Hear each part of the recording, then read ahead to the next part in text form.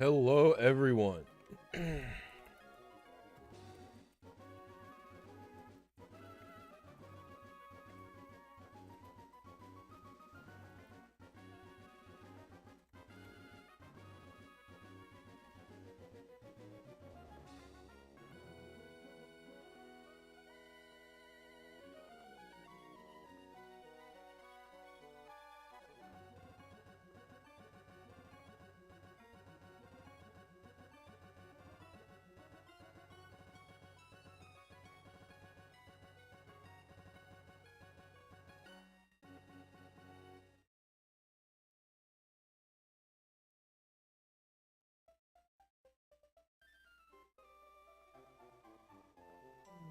What's up, Shadow Renegade? Welcome to the stream.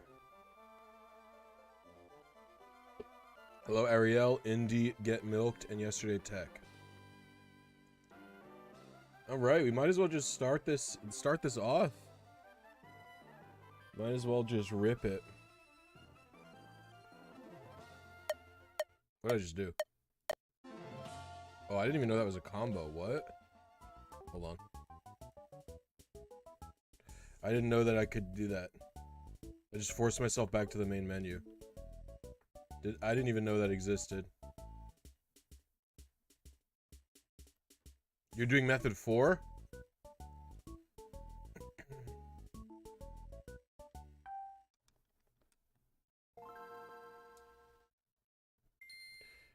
Alright, here we go. I am doing a painting, but I'm going for method 4.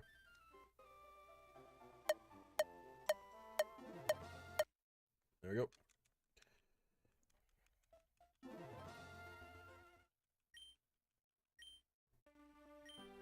Alright, and now we wait. I don't even know how long it's gonna be. I forget.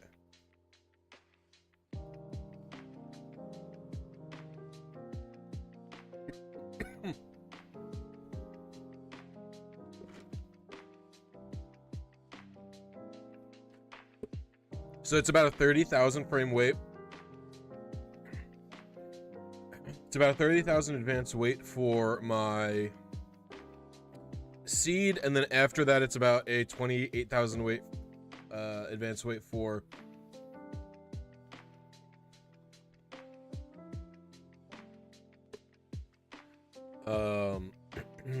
for my actual target.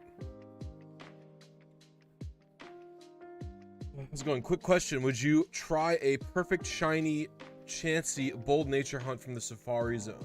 Probably not. Can't you get a shiny Chansey from the Cerulean Cave?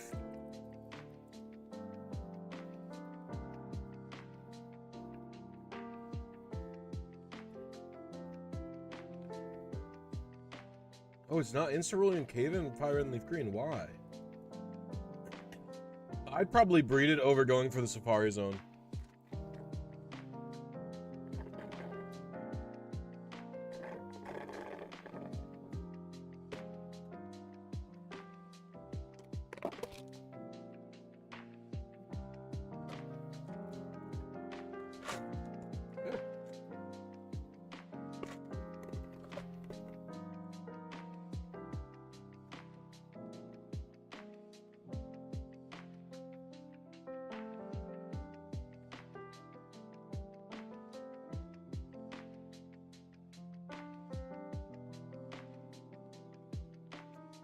What's up, Caratian? My morning was going all right. The RBY RNG guide is not doing as well as I'd hoped, but that's fine. Otherwise, it's been good.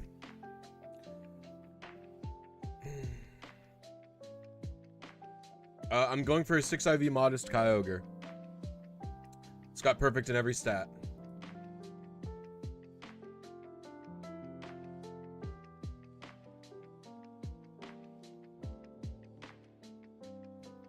What's up, Miguel? How you doing?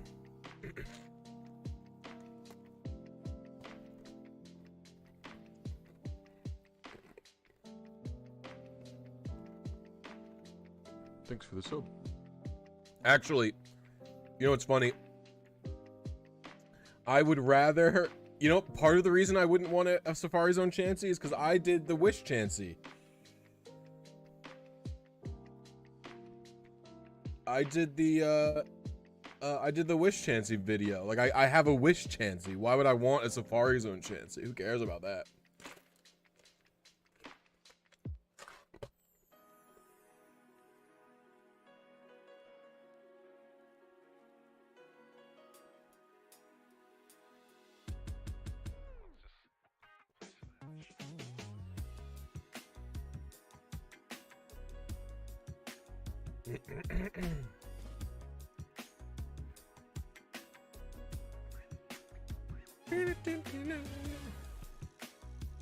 What's up, yo Girding? How you doing? I'm probably gonna get Scarlet because I think Amanda is gonna want Violet, although I don't know if she's gonna play them right when they come out because she's currently playing Legends Arceus. But she really likes purple, and I know Violet is not purple, but it's close, so she'll probably want that one. I'm not gonna buy both right away because they're so expensive. I'm just sick of it. All right, thank you, Nathan. I appreciate it. What's going on, Mrs. Floppa?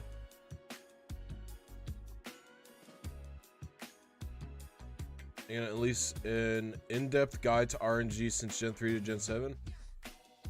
I mean, I have a lot of guides on my plate, and I have a lot of non-guide videos on my plate, so I want to say yes, but I want to say, like, also, I don't know. There's no timetable for anything. Guides are basically made on what I'm personally interested in at the moment. I want to finish seed gathering in Fire Red. I haven't started doing that yet.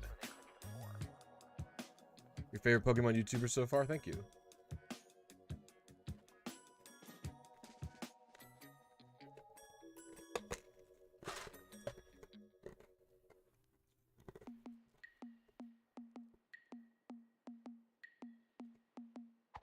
There's going to be a lot of waiting, by the way, in this one.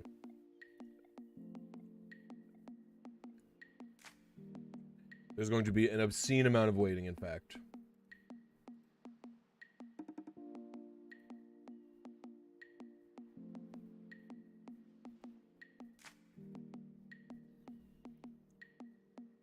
What got me into doing this sort of stuff? Well, breeding for competitive Pokemon. In that, I mean, I assume many of you have seen my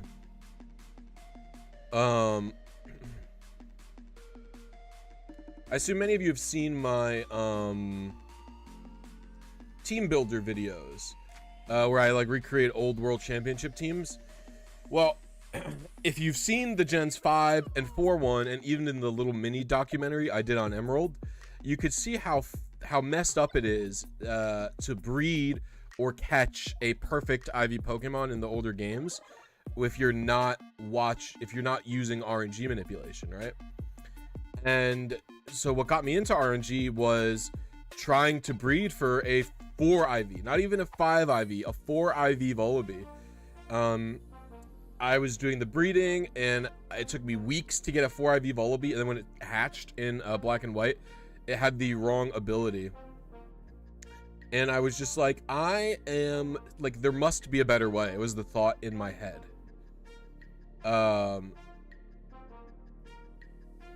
And so I don't know really what led me to Googling it, but eventually I Googled and I found about RNG manips. And that sent me down a rabbit hole that I'm not quite sure I'll ever leave. The Gen 3 one? Yeah, sure, I can link you.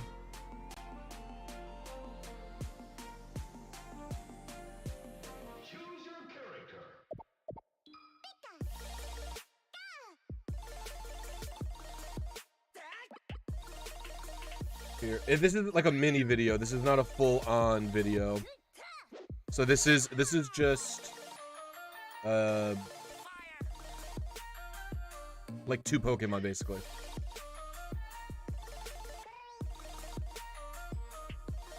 What's up, Ruby C? How are you? Just want to say thank you for the RNG tutorials. They've inspired me to start Emerald File over. Nice, congratulations. I just created a brag channel in the Discord so you can post all your cool Pokemon you RNG'd in there now. What's the link for? Oh, I linked it already. Hey, what's up, Blisy? No, thank you, Mark. I don't think I ever would have been able to figure it out on my own, or it would have taken me a very long time. I don't know that I would have had the focus for it. Yeah, I want to get back onto, you know, the part of my problem with the Gen 1 stuff right now is Alright.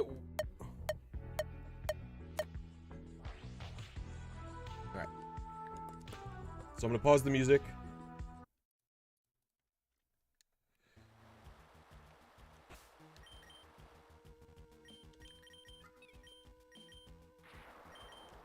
All right.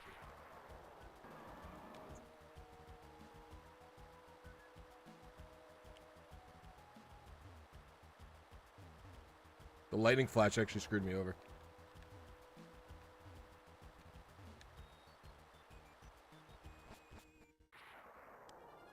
Don't let me forget to play the black flute every time.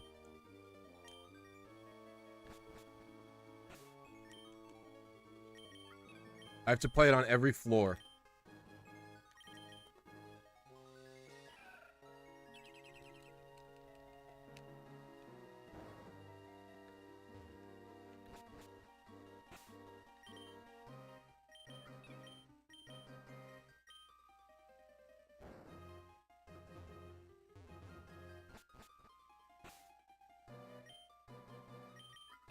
You have to read the rules in order to get access to the general chat.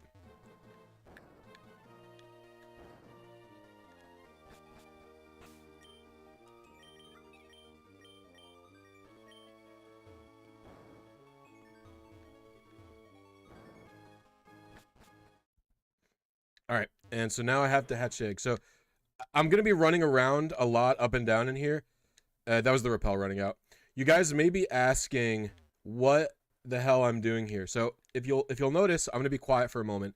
There's no music in this room. You can hear my character bumping into walls, but there's no music.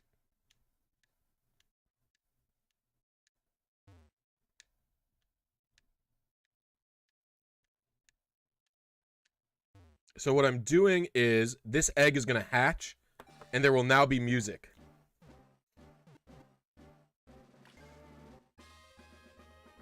You have to read the rules carefully. The answer is in there. Now you can hear that there's egg hatching music in this room.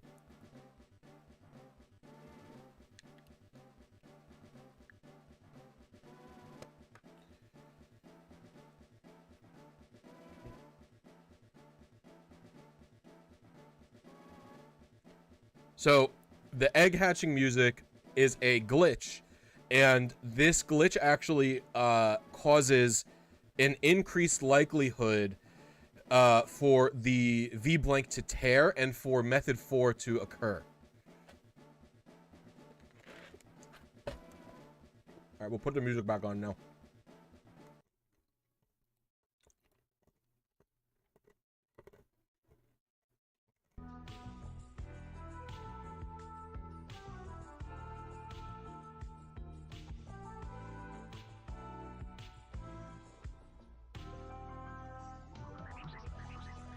Increase the likeliness, yep.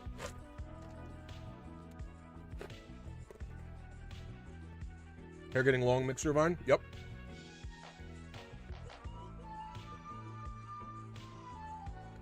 Hi Laura, thank you for stopping by.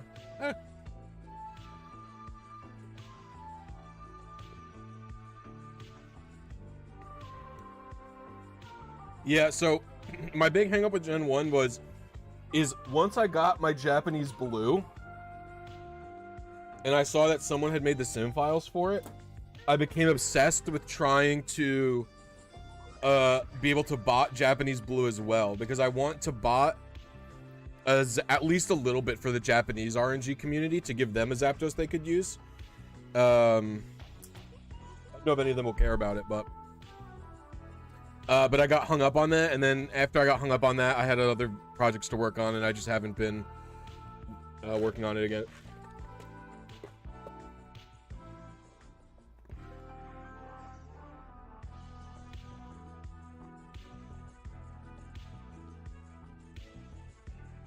You don't need to use it for French fry, red and leaf green morph light. There's just a set offset, is there not?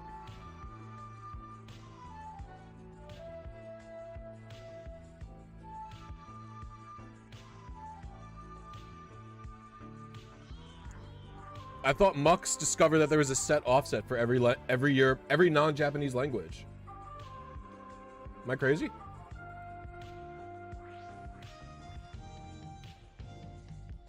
I thought all the European games had the exact same offset.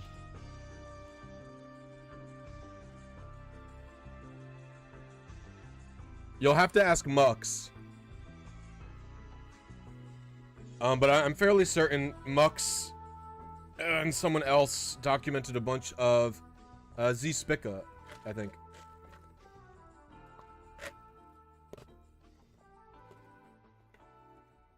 Mm-hmm.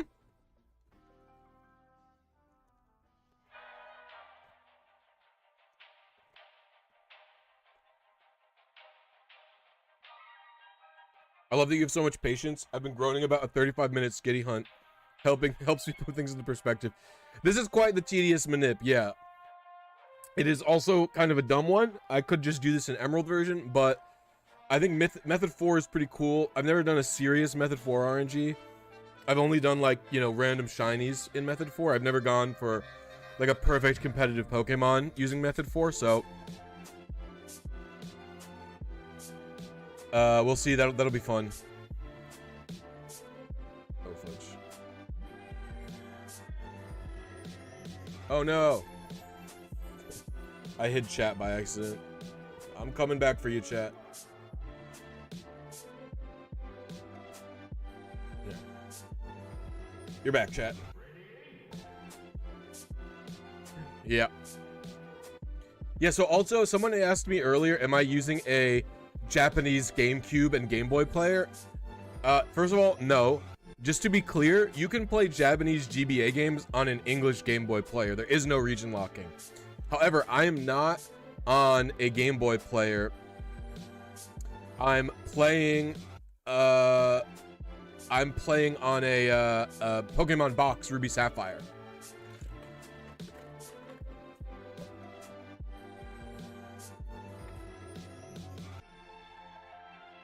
Am I going to transfer up the Kyogre? I don't know, maybe.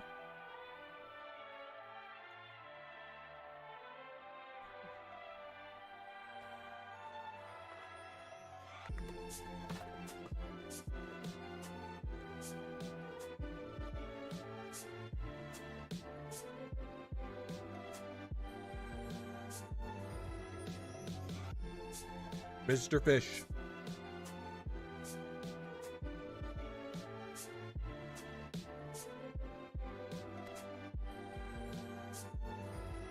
Right. I'm gonna mute the music.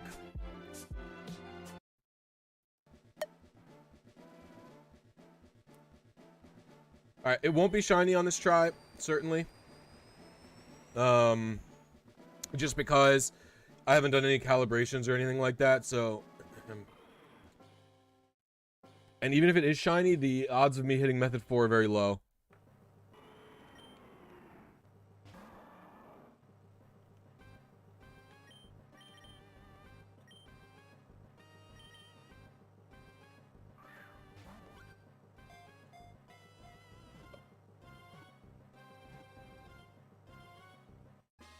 I mean, like I said, I knew it would not be shiny.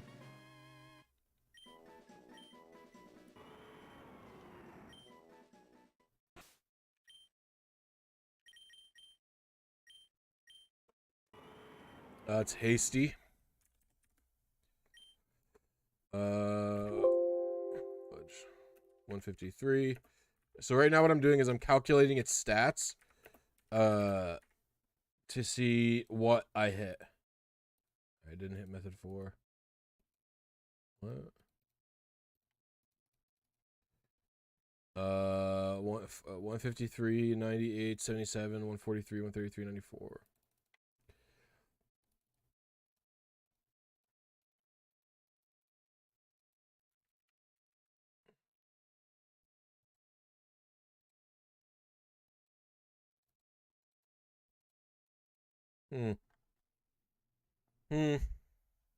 Interesting. Did I mess something up? No, I didn't. Okay, hold on. Why would I get no results for this Kyogre? That is hasty, right? Sakashi, it's hasty. 153, 98, 77, 143, 133, 94.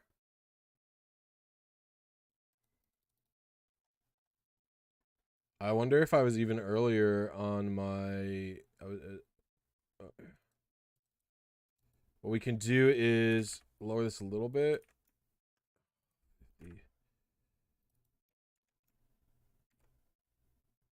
Delete all the seeds and search throughout every seed in the whole game.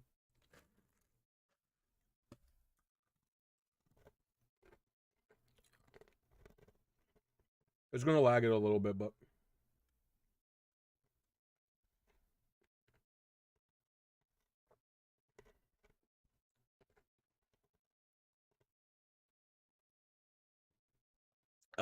you can't put Feebas into Pokefinder because it doesn't spawn with the usual method. It's not that hard. I do have a video on it. You basically have to fish in your Feebas spot, aiming for a shiny frame for like a Carvana or something, and then hope Feebas turns up.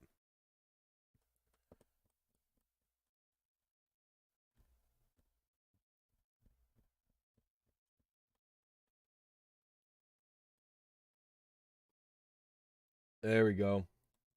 How in the name of God could it be this seed? This is impossible that it's that seed. Well, hold on a minute.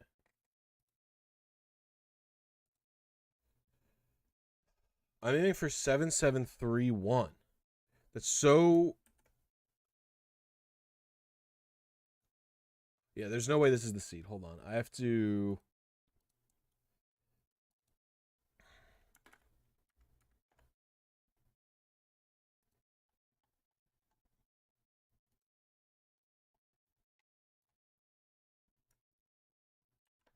Let me see if I can't fix something here.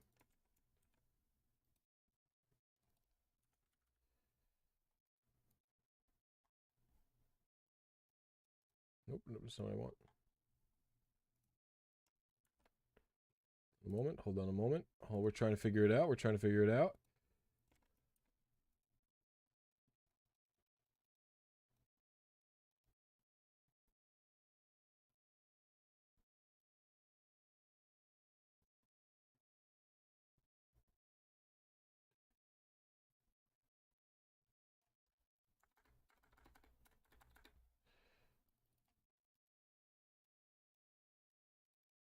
How can this Kyogre not exist? How can I be having trouble finding the first Kyogre? This is ridiculous. Hold on. I want to make sure I'm getting the nature right. This is hasty. I'm gaslighting myself. I'm pretty sure this is hasty. I'm just going to look. It is hasty. Saikachi's hasty. Yeah, I knew it.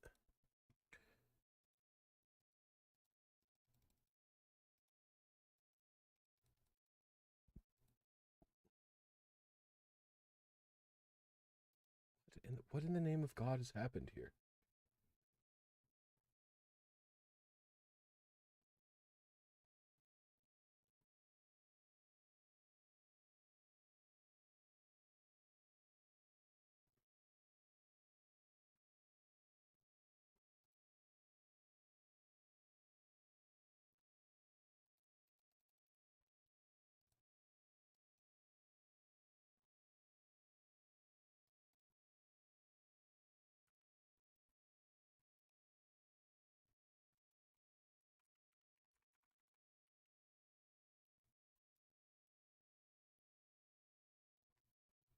I'm just trying to figure out where the error could be.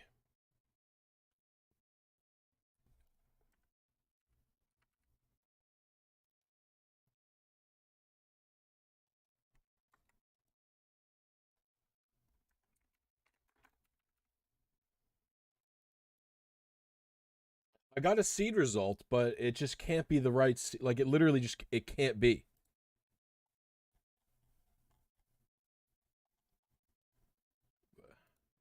I'm gonna have to do, like, some, like, insane...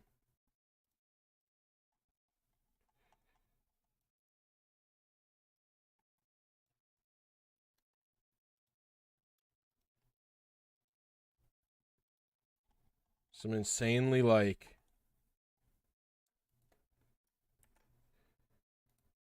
because I don't want to search through every seed because with this amount it'll lag like crazy. See, it's even lagging now, and I've done only like 200 different seeds.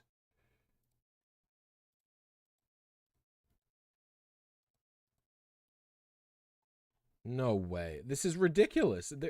It can't. It literally can't be seed like C7, whatever the hell. Oh, you know what?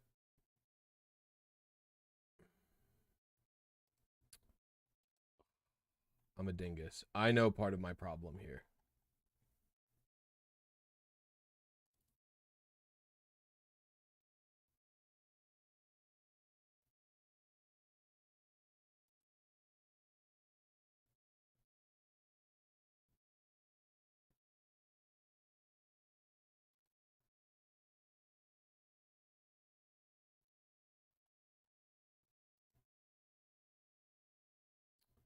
I need to...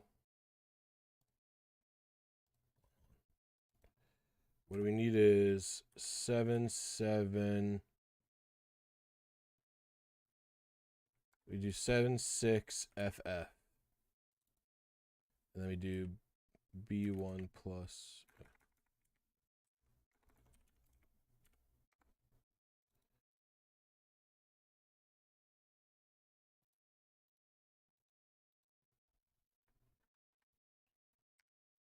How do we show that it's hex?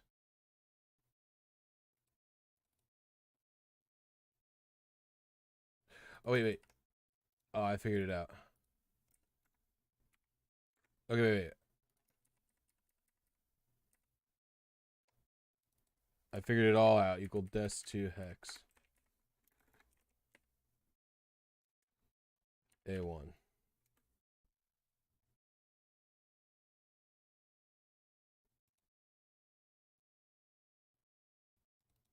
Okay, hold on.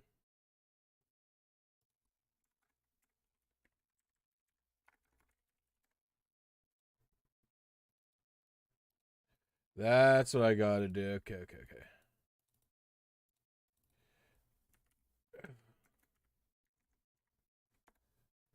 Okay, oh, sorry. I'm figuring it out. I'm figuring it all out. 1 equals C1 plus 1. We're figuring it out. Don't worry about me. Equal this to hex. C1. Wait, no, I wanted to autofill that. Fuck.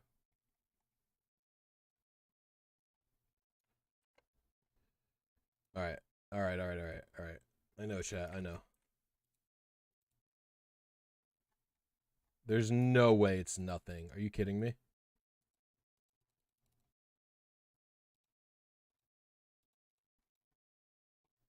How can it be nothing? What in the name of God?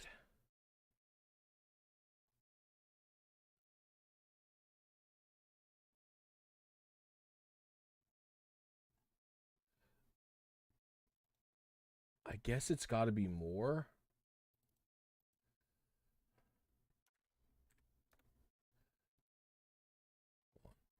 This is insane. What I'm dealing with right now is insane.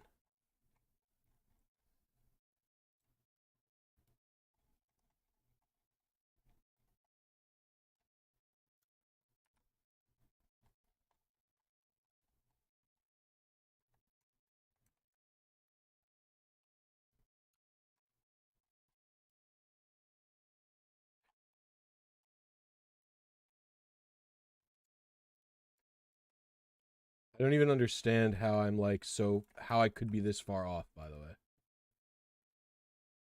Finally, I found something.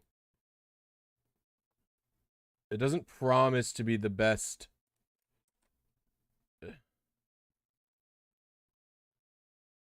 Like,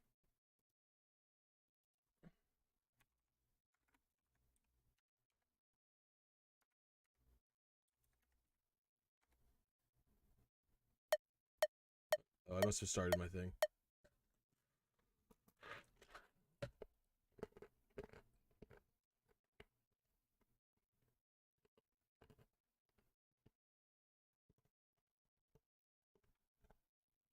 I could check this Kyogre's hidden power out, but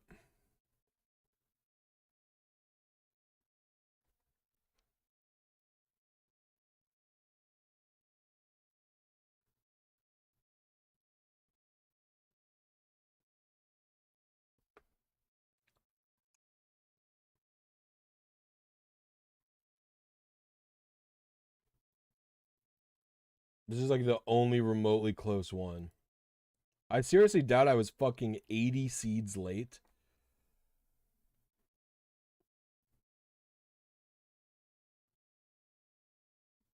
Actually, 129 seeds late seems ridiculous. We're going to try again because this is insane. I don't understand how I could be this late. I literally don't understand.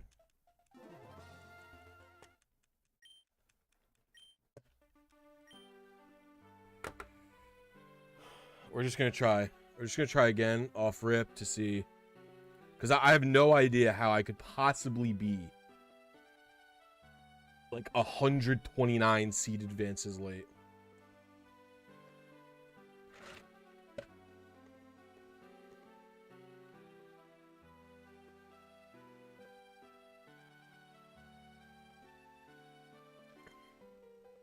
What's up, Ninja Gate?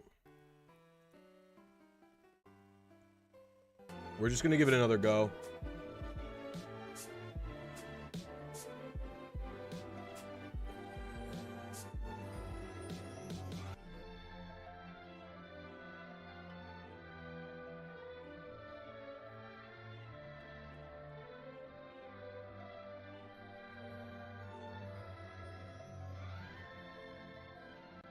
What's up, everybody? I noticed we have 51 viewers, but only 17 likes. If you guys are having a good time watching me get confused, please hit the like button. Baffled, flabbergasted, gobsmacked, taken aback. I'm just confused as to how I could be that far away. Is there a way to switch from an alternate frame to a split frame? It is luck dependent, but your best bet is changing the species parent.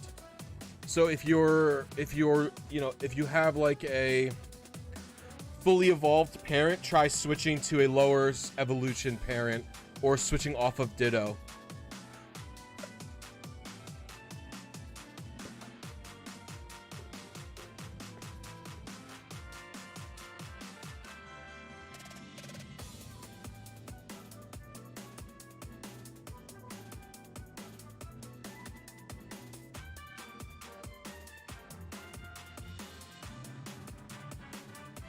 I don't really know how the advances seem right. I just don't know how I could have been so late on my seed. Even then, the advances were like 1,000 late. Yeah, I don't really know.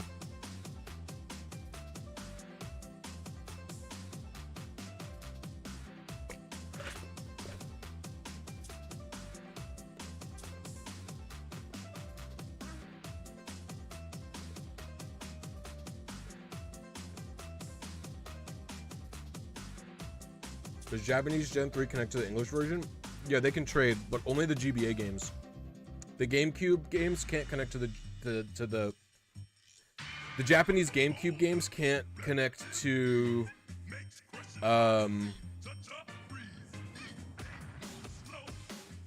any of the other languages. So like the language basically just has to match.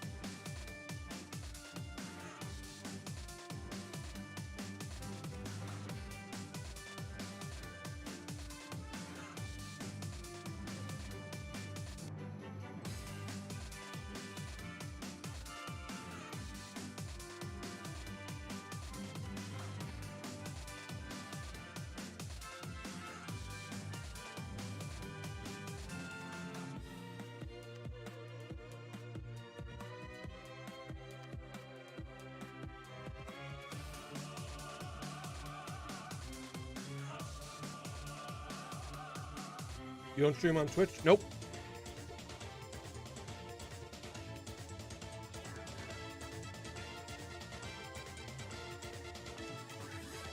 How come we can find footage of the Sully bonus disc in English?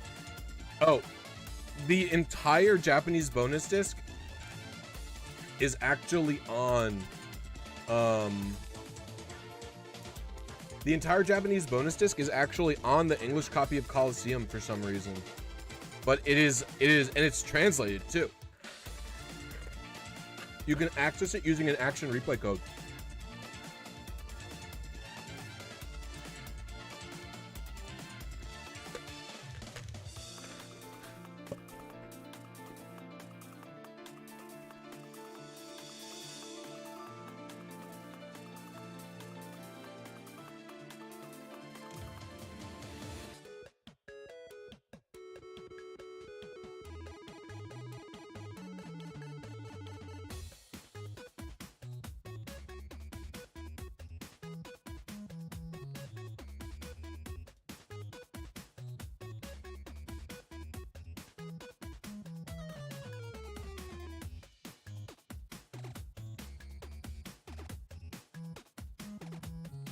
Is it normal that you can't set the seed with a painting using the battle video? What do you mean you can't set a seed using the painting with the battle video? Can you explain further what your problem is?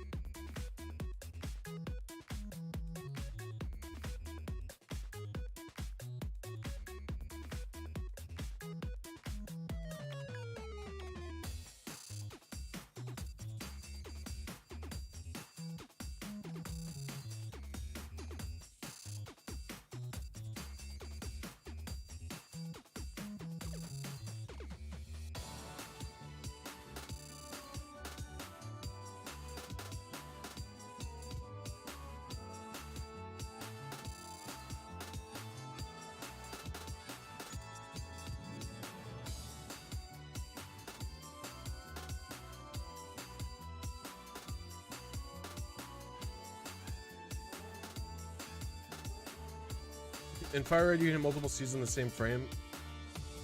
What? No. Seeds come before frames. What are you talking about? Welcome to Toaster G. Thanks for stopping by.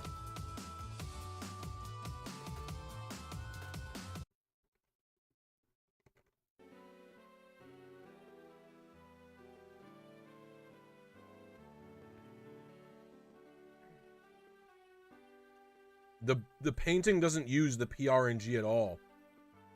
The painting uses only video frames rendered.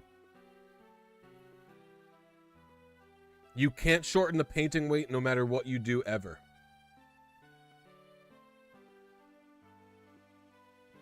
That's awesome, Kira Plays.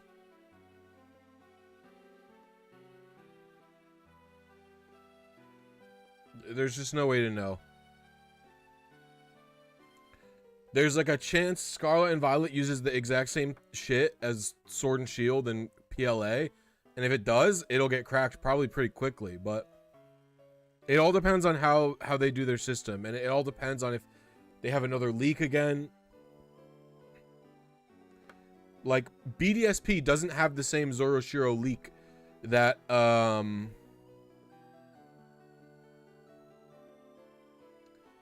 BDSP don't have the same Zoroshiro.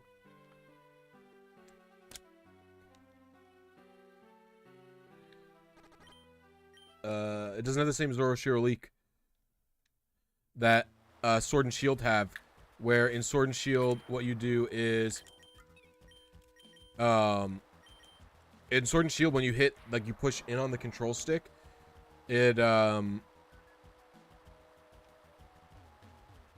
my gosh, come on. When you push in on the control stick, it does a random pose for your Pokemon. BDSP doesn't do that and just has it alternate between the two poses that exist.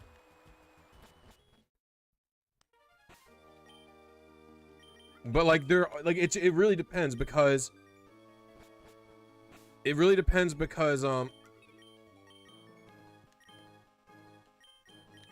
like Let's Go Pikachu and Eevee are fully crypto secure games.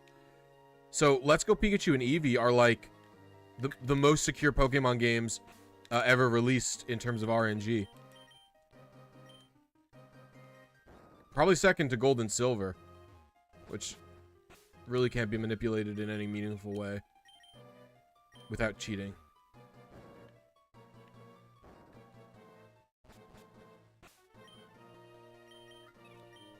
Can RNG manipulated Pokemon be used in VGC? Yeah.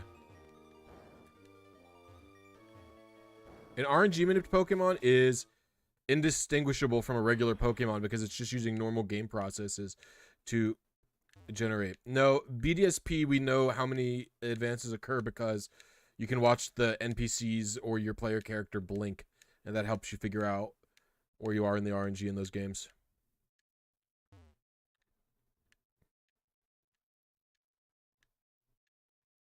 Do you think overworld shinies will make it difficult to RNG? No.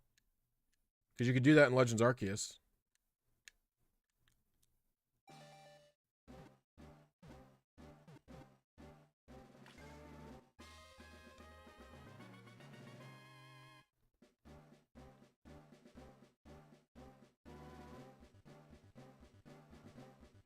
Why are you using a Japanese game? There is no reason. This is just the only Japanese Sapphire that I own. Or this is the only copy of Sapphire I own.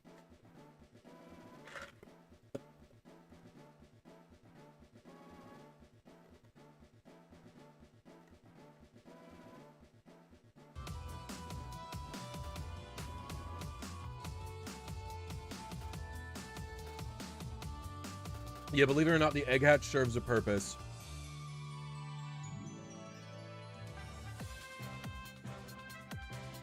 Yeah, I don't know.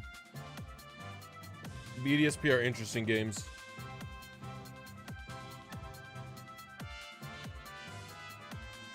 The only thing that makes RNG Pokemon look a bit odd is its fate caught. What? Fate? Oh, date.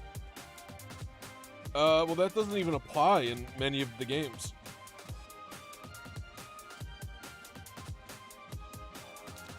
The date caught would only apply to... The date caught would only apply... Like, the date caught inconsistency would only apply to Gens 4 and 5. Because you don't manipulate the date in Gens 3, 6, 7, or 8. And you technically manipulate the date in Sword and Shield to do the advances for the raid RNG, but you can change it back when you're on the right day. So it doesn't even matter. It's like not permanent.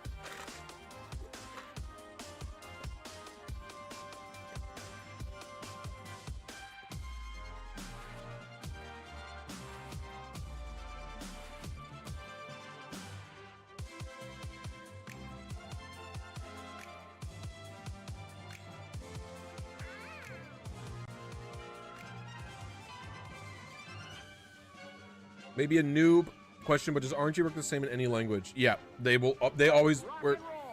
You know, there's a few differences I've noticed.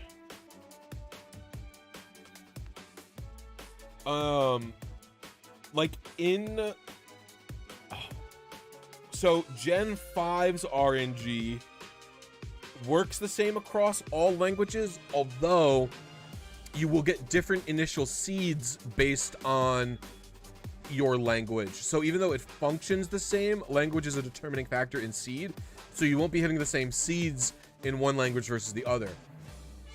The only other meaningful difference that I know of is in Japanese Coliseum. The amount of advances that occur when you save the game is different than the amount in non-Japanese games.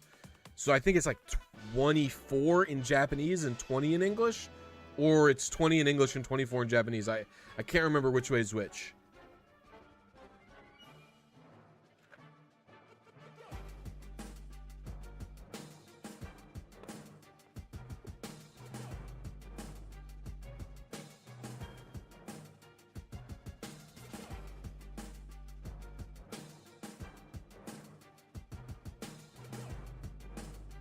And no, the egg hatching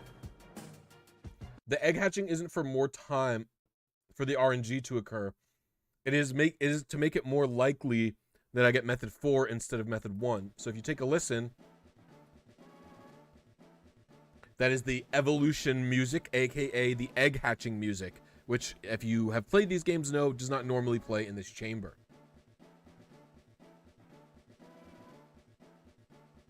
When will be the video of your multi-battle with Tama? I already made the video, Kira Plays. It's on my channel right now. It's the video that says featuring Tama Hero in the title. It's called Emerald's Glitches Make Competitive Pokemon Easy. That's what the video is called.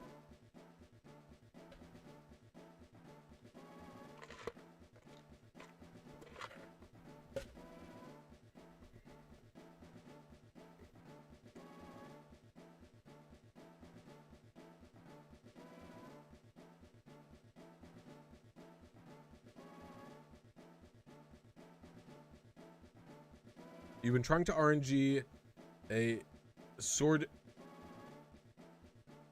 shield. You mean the run itself? The whole run is just on her Twitch channel right now. You could just go watch it there. I'm not publishing the whole run because it's her VOD. Maybe I'll ask her to make sure she archives it or posts it somewhere. Like, maybe she has, I don't think she has a VOD's channel. But I downloaded it so I could use the clips of it in my video, so I have the full VOD. So if it does get deleted, I'll re-upload it somewhere else. But yeah, I guess I'll ask her to see if she can preserve it, just in case people want to watch it. I'm alright, Approxified. How are you?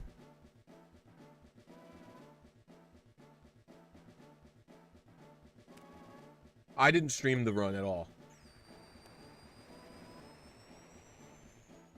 Oh, hey Tama, there you go. She saved the highlight, so the VOD won't disappear. So you can just go watch it on her Twitch channel, so it doesn't have to be re-uploaded anywhere. That is the most important part. As long as it doesn't get deleted, people can watch it if they want to.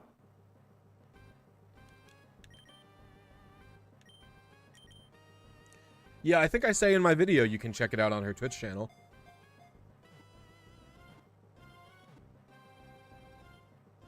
Because I have lost some footage to forgetting to archive stuff on Twitch, and so it's very saddening when it happens.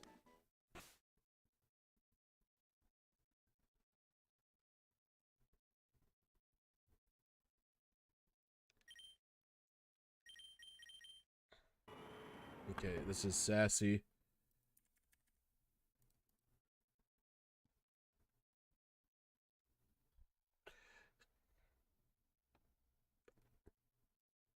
I guess I could upload it on... I could upload it as unlisted and add it to my live streams playlist. It couldn't hurt, I guess, just to get more accessibility somewhere, but... as long as it's preserved, it's fine. That's what I really care about. Okay, I guess I really am this many seeds late. Holy crap. Also, I hit method 4 2 times in a row. Is that possible? I don't know how I'm hitting this many seeds late, but it's happening. So, I hit... minus 7731. I hit... what is starting you? I have no idea what's starting it. So I was 130 seeds late. 130 plus 305 31 31 is that what my seed is? 30513. So I hit 3643. I don't know how I hit a seed that late. And then I also hit like 1,000 advances late. Whatever, man. Whatever. My brain... oh, fudge. My brain doesn't understand how I did it, but I've done it, so... here we go. Trying again.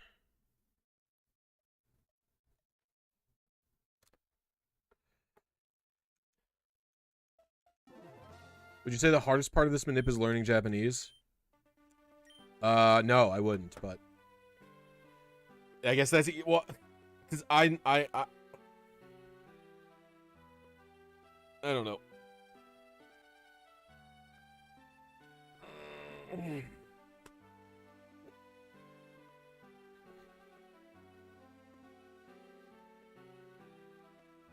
I'm pretty happy with the way that Emerald video came out, the team builder video. It was pretty fun. It was a nice contrast to my usual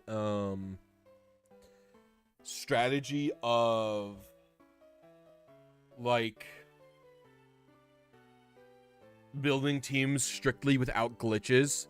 You know what I mean? Like, cause the like. I always do no glitches in the videos that I make because I think that's the most, or not always, because the Gen 5 video technically uses some glitches I cloned Lanoons in Gen 3 and sent them up, which I would not do in if I did that today. But it was actually Tama inspired because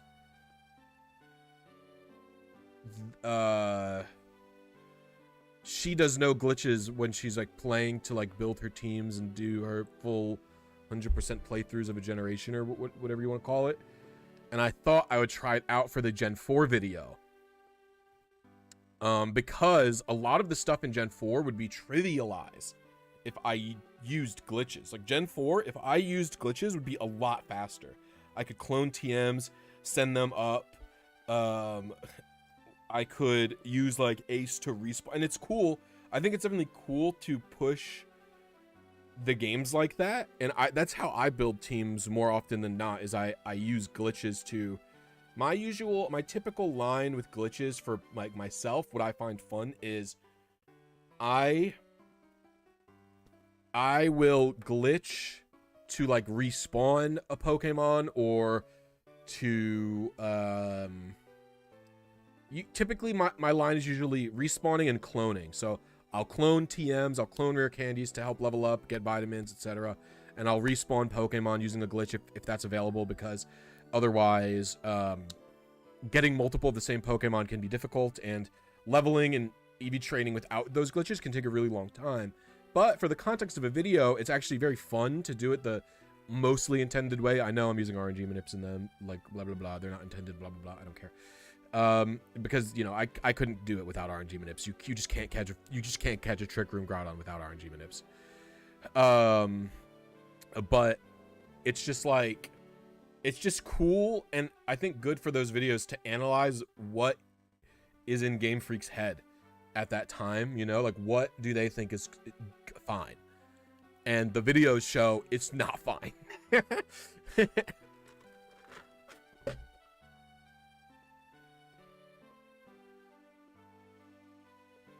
Yeah, Mobzad, you can respawn anything.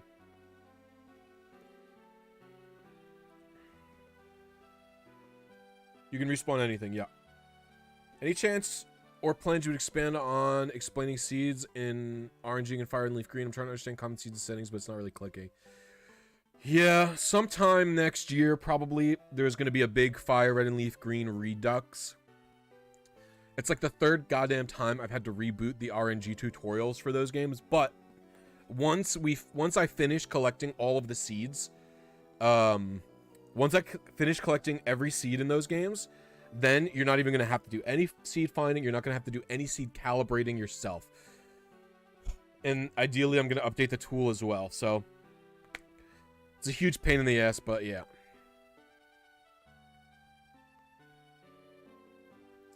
You know, I think a lot of Game Freak's decision making is actually acceptable in the context of a single player RPG, because like in like single player, if you're just doing the battle tower, or you're just doing the battle not factory, like if you're doing the battle frontier or the battle tower, you don't need a 6 IV Pokemon. And in a lot of the cases, a 6 IV Pokemon is actually kind of overkill, right?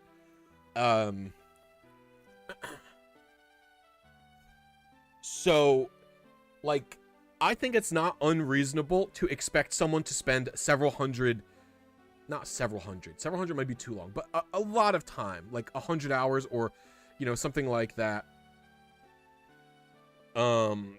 like to build like a 3 IV, because even in Emerald, where breeding is glitched, like I've been able to breed 3 IV Pokemon in Emerald without any cheating. Like I caught like a million Dittos, checked for them to have until I finally caught a Ditto with 2 IVs in the stats that I needed and a different Ditto with 1 IV in the stat that I needed. I bred down the 2 stats I needed on a Duskull, then gave the Ditto, and then because clearly they wanted players to be able to breed 3 IV Pokemon because parents pass down 3 IV Pokemon, right? So clearly they thought that was acceptable, and I think a 3 IV Pokemon is probably the most you're gonna need for an actual good competitive Pokemon. A 531 IV is too much. You want 331 IVs for the frontiers and stuff. And a lot of time if you're doing 631 IVs, it's kind of overkill. Although it is cool. But for the frontier, you're not going to need more than 2 or 3 competitive, stats. And so I think in that context, just getting 2 or 3 perfect stats to battle the frontier or the battle tower or more like slightly serious matches with your friends, compared to the full-on competitive scene, I think that under that situation, I think what Game Freak's decision it's acceptable, because I also think still during Gen 4, like how much knowledge do you think Game Freak, I wonder what you guys think about this. Also, by the way, thank you for the 6 months, Lily Leon. I appreciate it. Everybody pog Lily Leon for the 56 months. The 56 months, the 6 months. What does everybody think about this? I'm wondering actually how much Game Freak had to do with the competitive scene, because the video game championships have always been done by Pokemon Company International, right? And I know Game Freak is a part of that, but I'm wondering if these tournaments that were starting to run were like they were after the games were coming out. Does that make sense?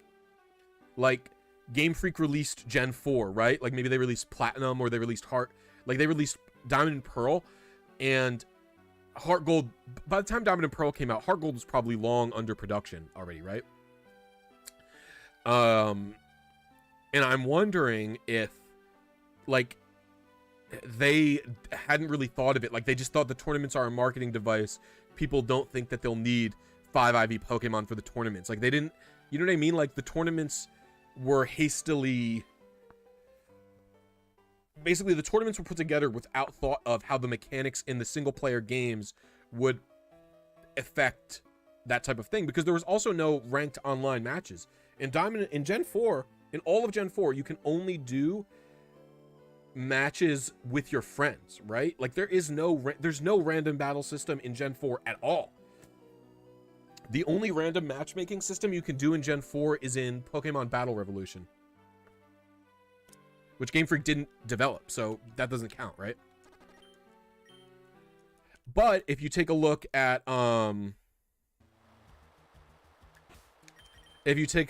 Gen 5, the first generation with the first generation that has reusable TMs, that's the first gen where there is hold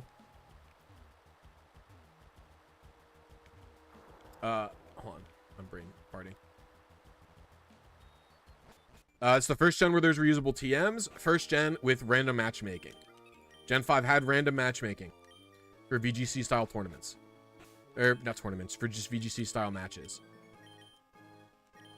So I'm thinking that like after once Gen 5 came out, I'm thinking that's when they started like I think that's when they just started thinking about like, okay, well, if we're gonna be actually like, because I think these days anyway, Game Freak does think about balance, right? Like I think they think a lot about the competitive balance and stuff like that.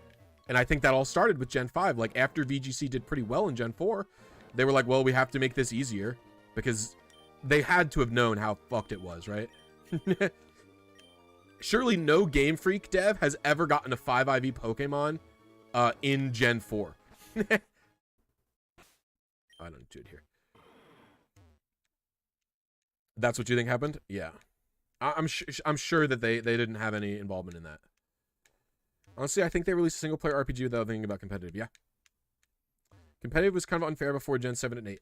Gen 6, I will say this much to you all. I give Gen 6, my Gen 6 competitive video gives Gen 6 a bad rap. Gen 6, if you're playing a format without legendaries, it's actually totally fine. Because breeding in Gen 6 is good. And so is EV training. And so as long as you're not resetting for a 5 IV legendary, all you need is someone with access to like a Friend Safari Ditto or something like that. Or basically, as long as you can get like a few different 2 or 3 IV Dittos in Gen 6, I actually think it's really not bad at all. If you're doing like, what would it have been? It would have been like VGC, it would have been VGC 14, right? Where it was just Megas, no legendaries allowed. Like, I don't even think Articuno, Zapdos, and Moltres. Like, just Kalos Dex Pokemon allowed. That format would be totally reasonable for all players, because once you get over the initial setup of getting a few Dittos or something like that, once you get a few Dittos, just from Friend Safari and maybe things like that, which is not hard to do, by the way, you are going to be able to breed a bunch of Pokemon pretty quickly.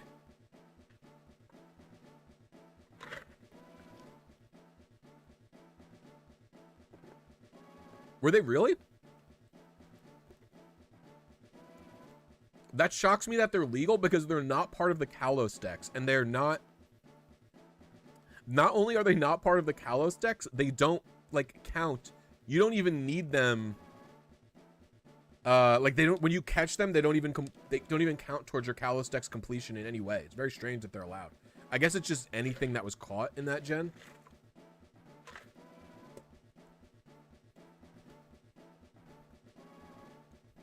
I think they balanced it all for local multi and didn't expect anyone to be using perfect mons like at all. Yeah. I think you're right.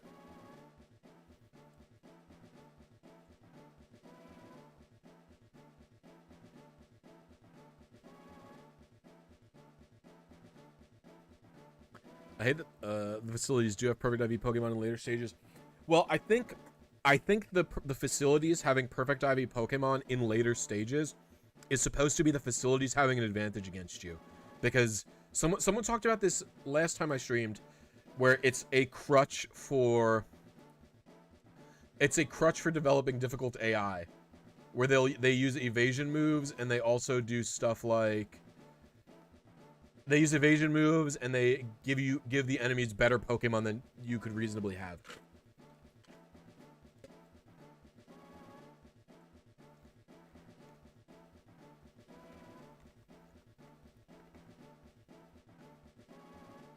But like, and so the reason I know that, you know, competitive Pokemon in Gen 6 without any legendaries is totally acceptable is because I bred at least 3 boxes of fully 5 IV Pokemon. I bred a 5 IV Vespiquen. I bred literally like 2 or 3 boxes of 5 IV Pokemon with the right nature and the right abilities in Gen 6, because I had a really boring job that summer, and I just kept opening like randompokemon.com, and every day I would pick a random Pokemon. I'd pick a random Pokemon to breed, and I would just breed and EV train them. And usually it wouldn't take me more than a day. Very, very rarely would it take me more than 1 day to get a Pokemon. Like Vespiquen took a couple of days because of the gender ratio, but every other Pokemon basically took 1 or 2 days, because I had a good Ditto, and I just was able to blast out breeding. For those wondering, I was a pool boy, so my entire job that summer was to check people in at the pool and then measure the pH level of the pool and then take leaves out of the pool. And if the pH was low, typically I didn't even have to add chlorine, because it was an automated chlorine filling system.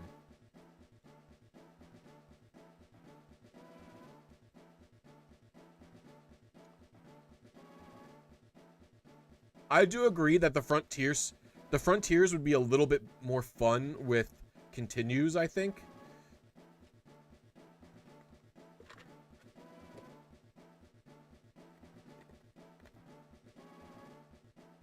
The amount of wins you need in the Emerald Battle Tower, it's just obscene. I mean, it's really ridiculous. It's so many wins. Like, I think I'm pretty good at battling, and I had really good Pokemon, and it was still not easy for me to do the 72 wins. You know what I mean? You're back on this demon? Yeah. You know, my last few streams haven't even been RNG related, so I want to get back on the RNG horse.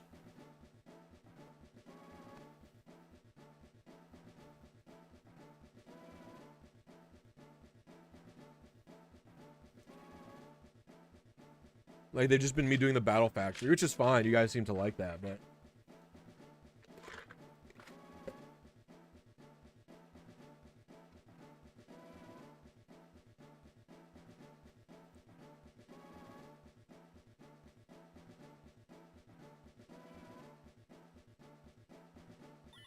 I just realized I forgot my wedding ring.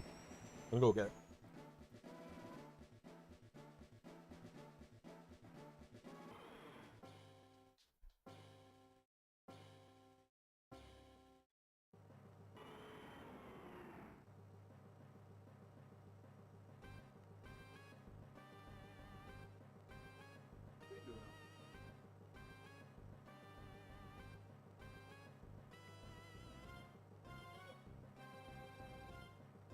I took it off because I was doing dishes.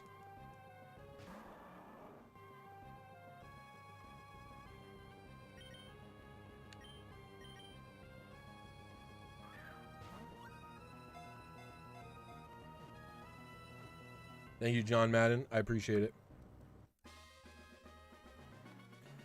My Gen 3 Zapdos took 2 weeks. The first time I did TGTV. It took me 2 weeks. Oh, let's see. Known key. This is relaxed.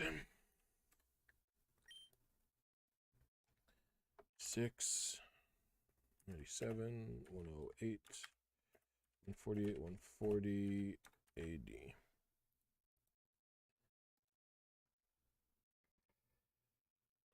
Okay. We hit method 4 again.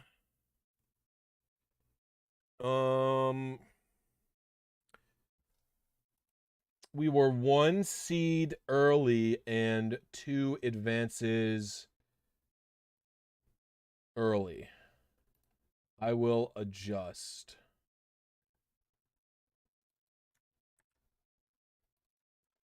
So 1 seed early.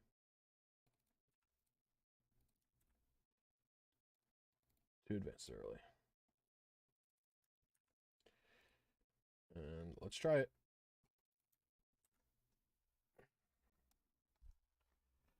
Oh.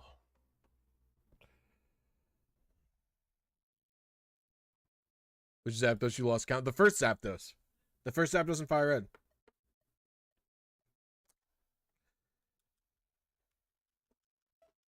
What's up, Noob Master? How you doing?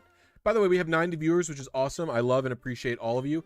But we only have 34 likes. If you guys are having a good time on the stream, please hit the like button. It helps me out in the algorithm. The more I get seen, the more people know about RNG. And by the way, if you don't know, I know it's a little bit tacky to do a secondary plug, but I released a guide on how to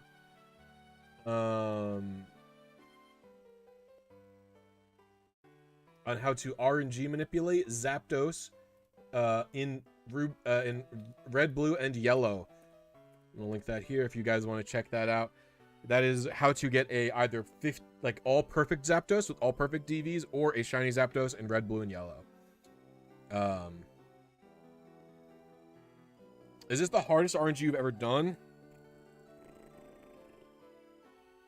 Is this the hardest RNG I've ever done?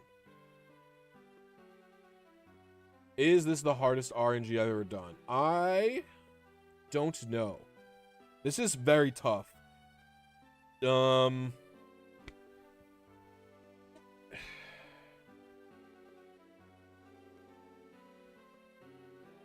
Hardest RNG I've ever done.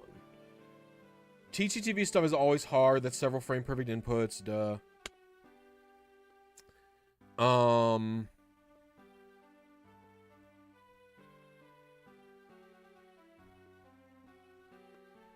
Yeah, TTTV is always tough.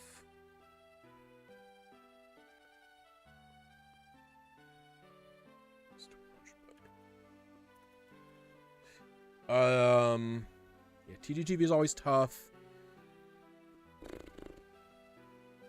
Colo stuff is brutal, man. I do think Raikou and Colo is still one of the toughest I've ever done. It might be the toughest. That is a truly insane RNG, I think. The amount of different things you have to do in it, and the amount of seed resetting you have to do for it is just, it's truly brutal. If you've never looked for like a perfect competitive Pokemon in Colo like that, it sucks, man. It is tough. Mantine did not take as long as Raikou took. And then you have to finish Colo to beat it. That's a big problem. That's why my Swablu is still in there. I have still not freed my 5IV Swablu. My 5IV shiny Swablu from that game. I have to do it.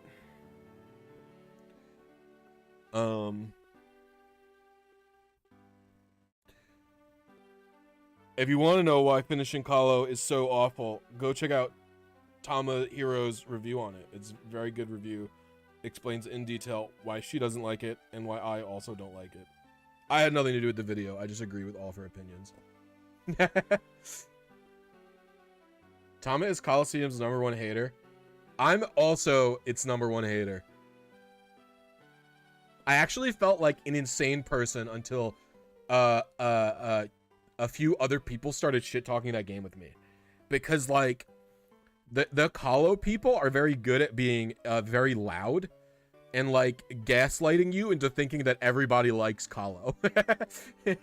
But in the actual truth of it is just no one played Colo. No one played Colo, and the game aesthetically looks kind of cool, so everyone assumes it's kind of cool and good.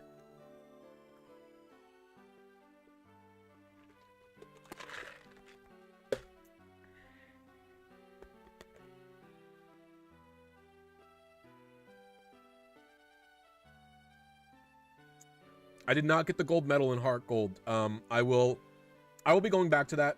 I might either stream this again tomorrow, or I'll stream the battle,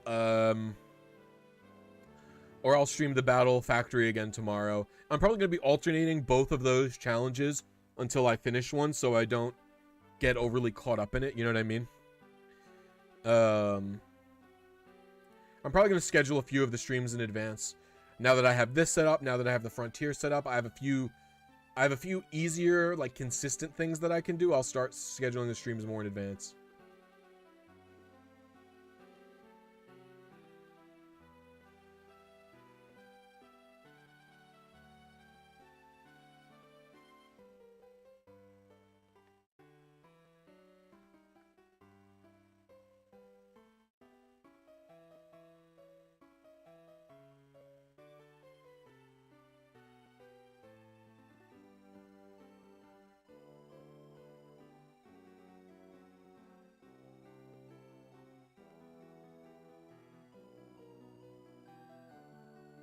Yokai Watch fan, I have no idea what you said, but hello.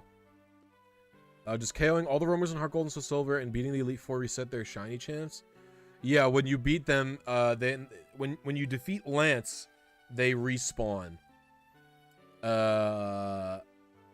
When you defeat Lance, they respawn. When they respawn, they have fully different IVs and shininess and everything. That's actually the best way to RNG them, I think. Love the long hair. Thanks, I grew it myself. Yeah, it's totally possible, evolutions.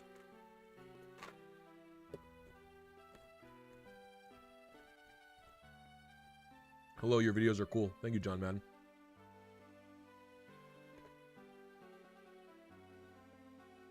Oh. Thank you, Yokai Watch fan. Breeding a timid treacle right now. Just wondering how many IVs are inherited from the parents. Well, Wikipedia says 3, and those in the Discord it says 2.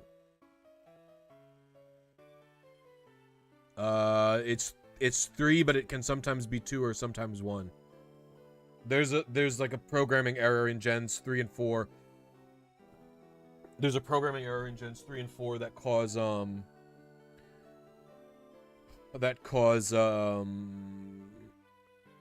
sometimes not all of the IVs to be inherited, but usually it's 3. It's typically 2 from one parent and 1 from the other. Also in Gen 3, didn't know if you guys knew this, by the way. In Gen 3, HP and defense are less likely to be passed on by the parents than all of the other stats. I've forgotten the reason, but yeah, they are less likely to be passed on. So it is even if you have 2 parents with a 31 HP IV, it is less likely that HP will be passed on than a single one of the other stats.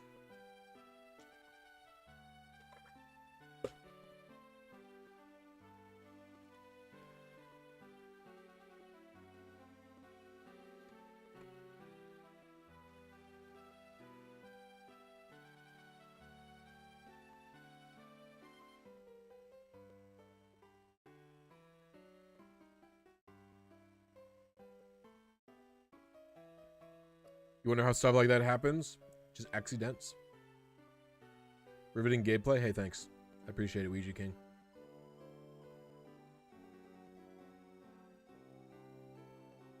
This is what. Listen. Hey. Would you say that to a shiny hunter? Riveting gameplay?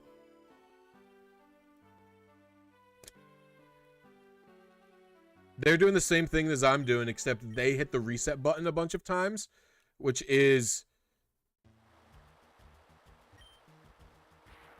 not any more skillful. Like, they have to do similar amounts of patience, but less skill.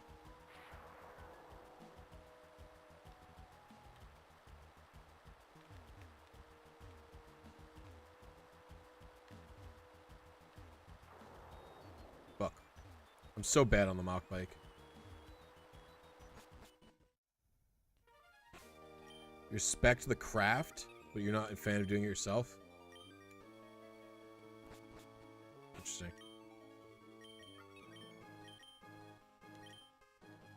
I can't relate. I tend to like doing things.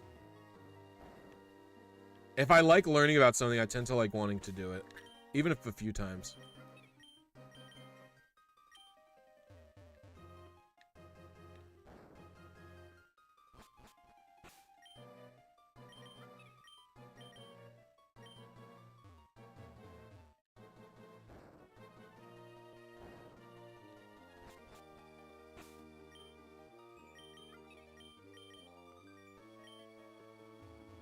If I'm talking, I'll tend to forget is what it is. So I've just sort of resigned to not talking while I'm riding the bike, because otherwise I'll forget. Otherwise I'll forget to play the black flute. Has anyone here put Blissy's guides into action yet? Aside from me, that is. Need to know if anyone else is rolling in shiny thanks to me. I hope you guys have used my guides. So competitive breeding without RNG in Gen 3 is pretty much impossible. You can definitely get 3 perfect IVs.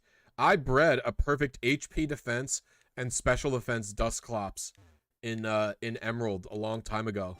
I did it. It took a long time, but I did it. But the attack, speed, and special attack were all Garbo. It's like, you know, what are you gonna do?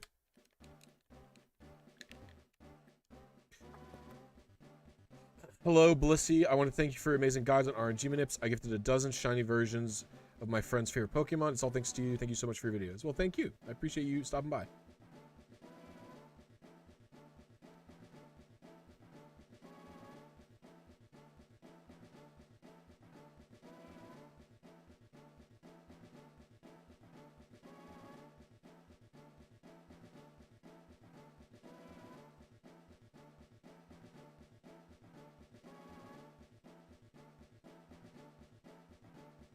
Hey, what's good, Riley?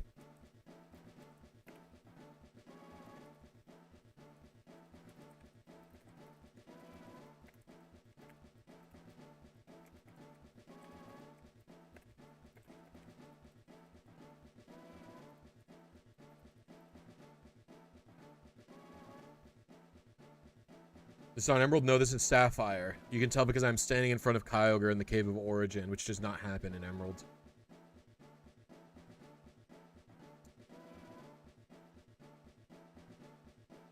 Also, I'm playing on Pokemon Box Ruby and Sapphire, which you can tell because I have the border with the Mudkip, Trico, and Torchic, and it says Pokemon. This border is not on the Game Boy player. I went from not having a single shiny in Gen 3 to replaying Emerald with a shiny Mudkip and having all shiny legendaries thanks to your vids. Oh, that's awesome, Lewis. I saw someone's guides, I can't remember who, about how long it would take to breed the World Record Champ team. It was crazy long without RNG manips. Wasn't that me? Are you sure that wasn't my video?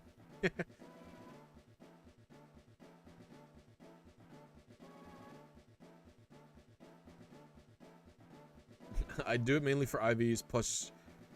I mean, I'm not a big shiny hunter.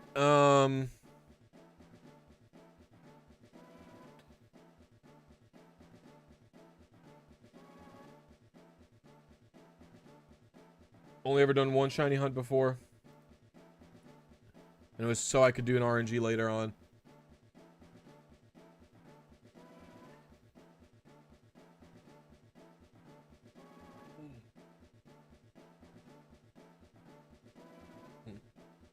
Ah, there we go. One chip challenge, shiny 6 IV hunting. What is one chip challenge? Can you explain?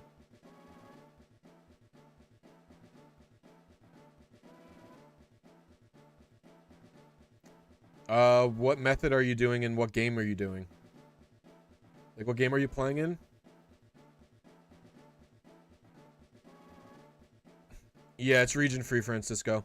But I'm not using Game Boy Player. I'm using Pokemon Box. No, I'm literally asking what game you're playing.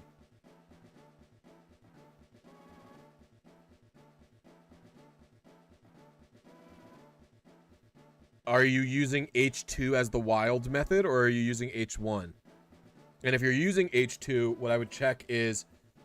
I would check the other methods just in case. Maybe it is in method H1 or method H41. You can very rarely get them to spawn in Emerald. It happens occasionally. What is the spicy chip challenge? I don't even know what that is.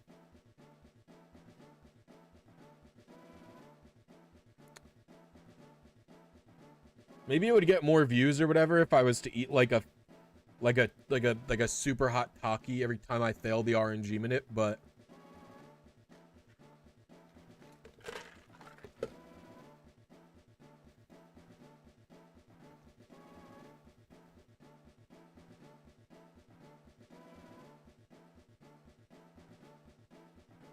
I feel like somehow, despite me being kind of boring, my streams are doing pretty well.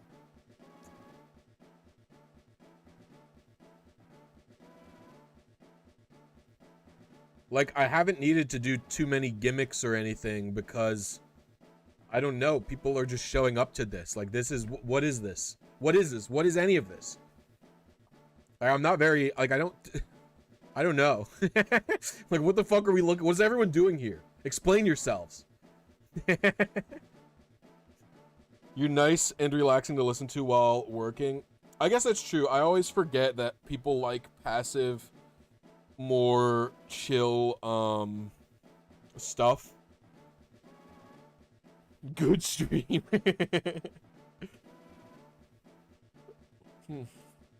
Yeah, you could call us unique.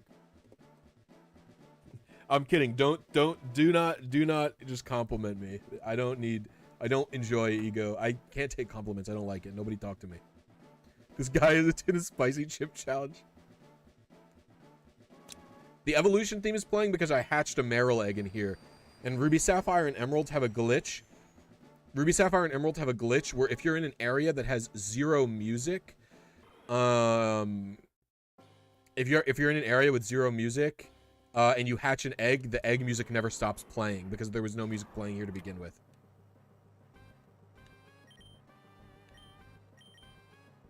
I'm at work listening while chugging away as a cog in the machine. You leave school at 1:30 today.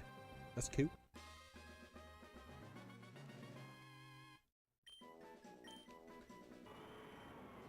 It's just funny because I view myself as such a non personality, if that makes sense. Do you know what I mean? Like other bigger streamers like are very like the big this is calm. Like the biggest Pokemon streamer I know of is Reversal. Like straight up Pokemon streamer who doesn't like, he's not known from his YouTube videos or anything like that.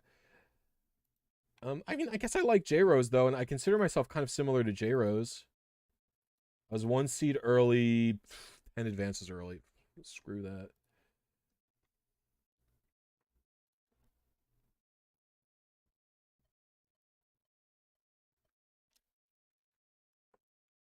Yeah, I guess I consider myself similar to J-Rose. Where J-Rose is not like a strong personality. Like he's not loud. He's not like bombastic or anything. He just kind of talks and says like his thoughts on the game or whatever he's doing. So I guess I'm closer to that. I have to realize like, yeah.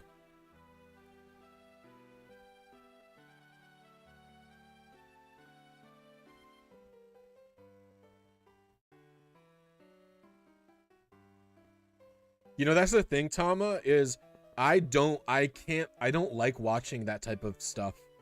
Even the bigger streamers that I do like watching, like I like sorry, there's like a jackhammer going off. It's so loud. I don't really like I like what's his face? I like Small Ant a lot. And I like Amanda, well, because we don't watch streams, Amanda and I. We'll watch like YouTubers. So like I tend to like Over the Top, I think is what that means. But I also like Ludwig, but Ludwig's like not in his videos anyway. A lot of the times he's kind of normal. I've also been that doesn't, I don't even know if it matters or anything like that.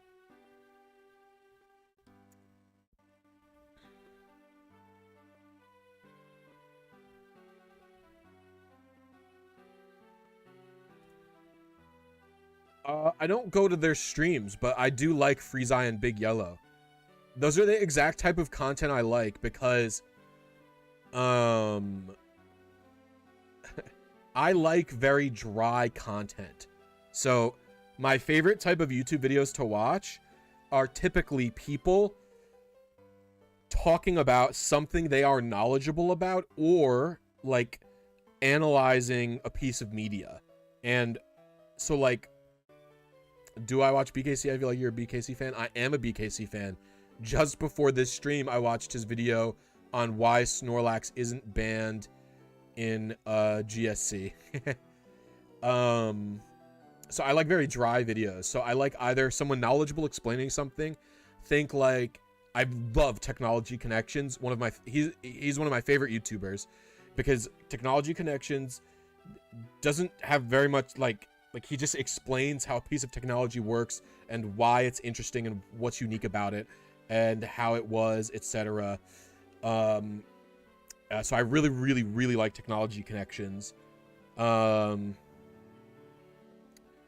then the other, that's just like explanation type videos, and the other type is like, you know, media analysis video. So I really like, you know, reviews. So I really like reviews, stuff like what Tama does, or you know who's the Geek Critique was one of my favorite. I haven't watched him in a while, but the Geek Critique was one of my absolute favorite analysis channel as well.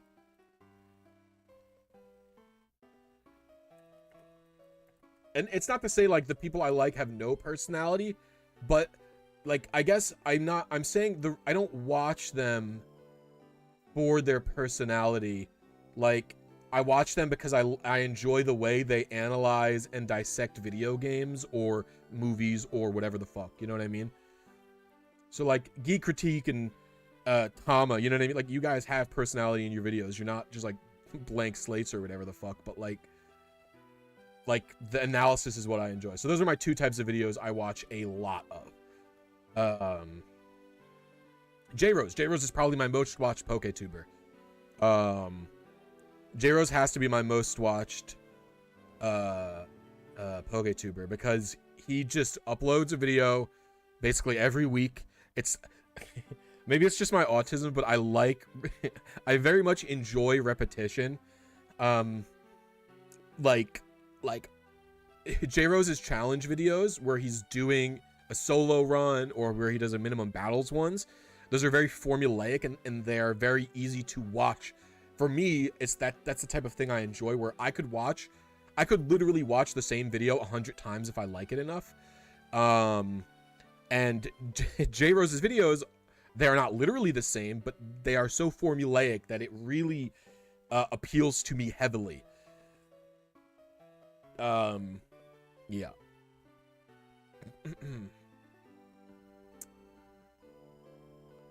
You like Sonic's videos because his shiny reactions aren't overblown? I used to watch him until he just randomly, without me ever speaking to him or saying anything to him, blocked me on his Twitter, on his Twitch, and his YouTube channel. So I can't even comment on his YouTube videos anymore, and I can't comment on his stream. I can't comment in his stream chat anymore, and he has me blocked on Twitter. I've literally never spoken to him before. I left like one comment about a Jirachi on his videos once.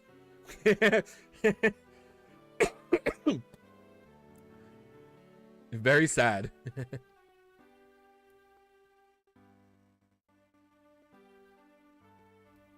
But I'm not actually a big stream watcher. I like it's because Hefe flamed a bunch of shiny hunters. It's because Hefe flamed a bunch of shiny hunters on Twitter, and because Hefe and I are so connected, they just assumed I was the same and blocked it. Because here's what'll happen. It is there is a little bit of myself to blame, because when Hefe starts flaming people on Twitter like that, I think it's funny. So I like the tweets. I click like because they're so like, they're like unhinged tweets. And so I think that they're funny because they are funny to me. And so I'll click like, and then people will block me for associating with him in any way while he's being an asshole, which is, I guess, fair.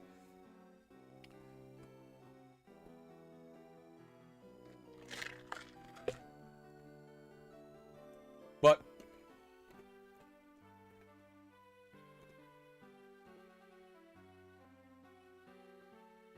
I am friends / acquaintances with enough shiny hunters that I think the community at large knows that I am mostly a chill person. I just kind of do my own thing.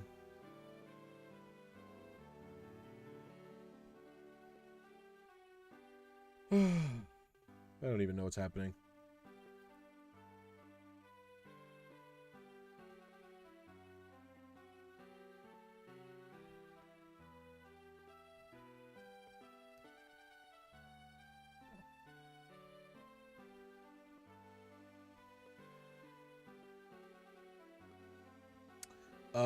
No, like the frame difference shouldn't be high.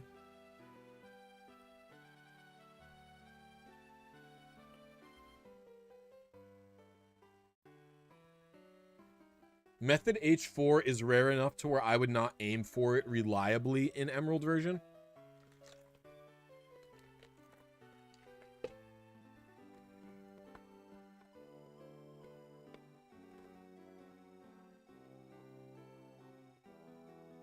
I love Absol's content. I have to watch his new video. He has a new level 100 gauntlet out that I haven't watched yet. I was saving it for later when I do some chores.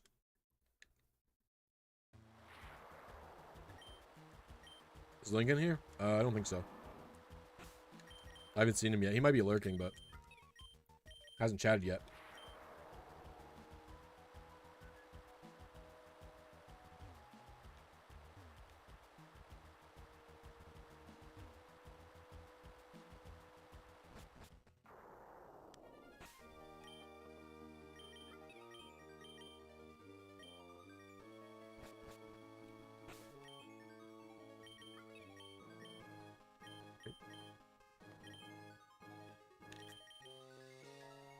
This is the run. I see.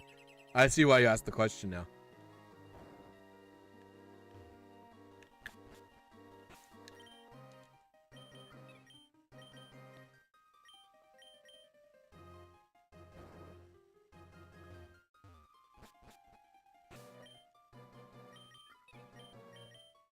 Yeah, you should have the same seed no matter what. Hitting an H method doesn't affect the seed because the seed is what determines where you are in the PRNG state.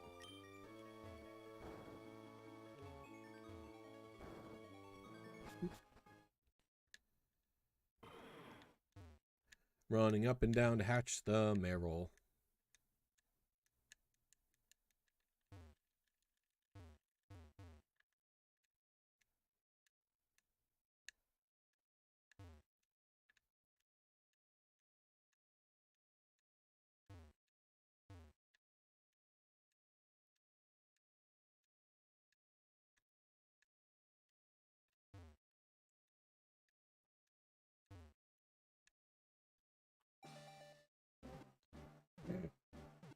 Hey, Blisy, I wish I could join with my own RNG. However, I'm currently in class listening. Hopefully you get it soon.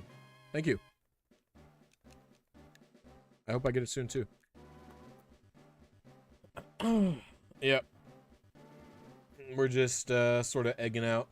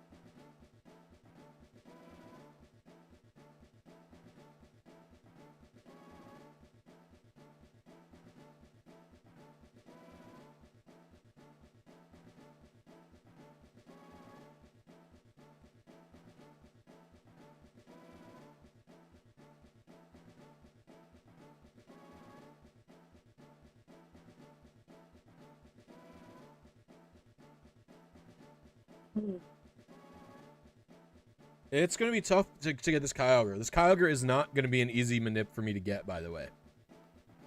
I actually might need to redo my setup and switch to having a Stench Pokemon as my lead instead of this Swampert, because that is the only other action that I can take that will reduce the...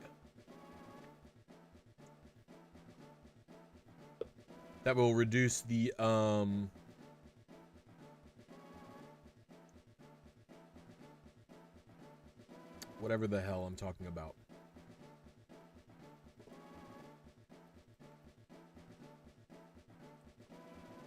The amount of encounters that I get. Hey, what's up, Thirsty Michael? How are you today?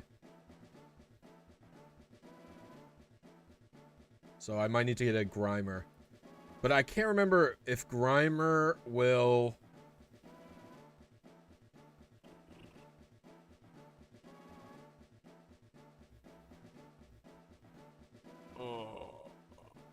Does Repel work on the first Pokemon in your party that's fainted, or the first Pokemon in your party that's alive?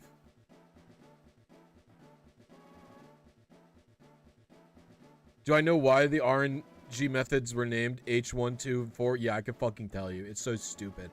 Alright, so here's the...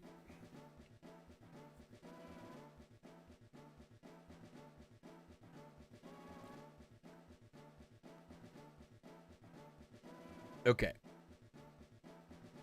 So, to my knowledge, method 1 was the first method discovered. hence the name Method 1. So after Method 1 was discovered, Method J was discovered. So all of the RNG discoveries started in Gen 4, to be clear. I want to preface this. RNG was first discovered in Gen 4. So Method 1 was first discovered. They called it Method 1 because it was the first one discovered. It's the first RNG method that was known about, right? Okay, moving on to that. The J method, Method J in Diamond, Pearl, and Platinum was discovered next. It was discovered by Japanese players before the American / English-speaking player base discovered it. They called it Method J because it was discovered in Japan by Japanese people. That is why it's called Method J. So then Heart Gold's method for wild Pokemon was discovered. They named it Method K because K comes after J, and it was discovered after Method J was discovered. That's the actual reason. Now, Method H is called Method H.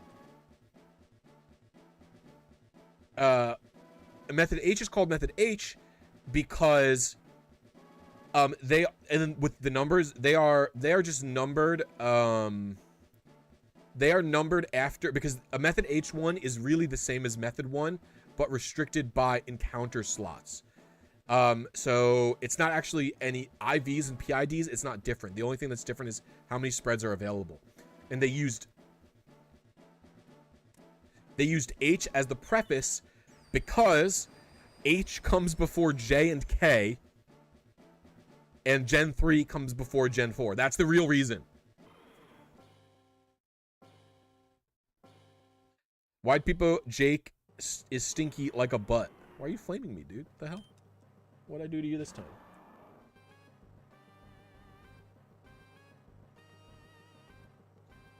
See, that's the reason why they're called that. Why? Now, why did they go Method 1, 2, and 4? Not sure. I'm not really sure why 3 got skipped. I also don't know why they skipped I. But that's the actual reason they're named the things that they are. This is mild.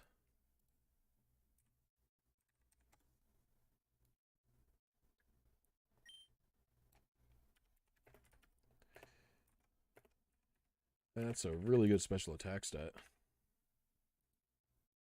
Not that good, I guess. 772F. Is that too early? Are you kidding me? Any chance I got a Method 4 one?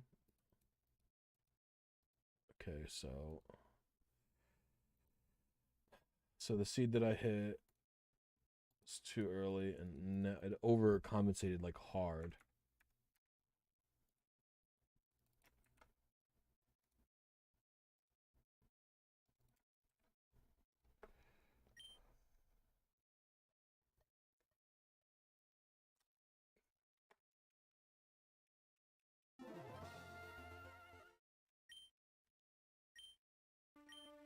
History of RNG video when?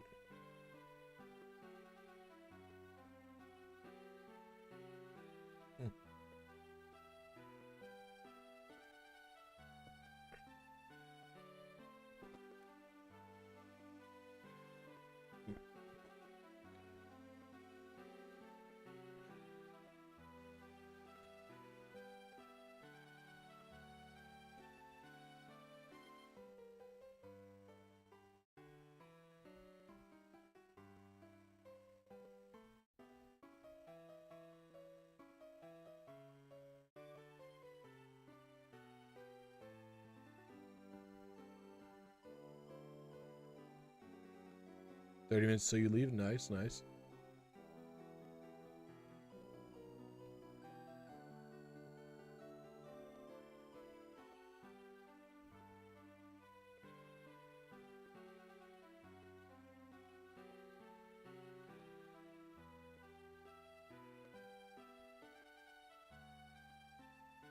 YouTube Studio sent me a video in your dashboard telling you to learn more about thumbnails.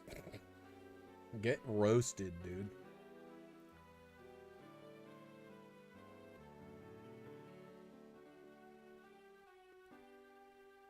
What did they send to me? My monthly roundup is here. Check it out.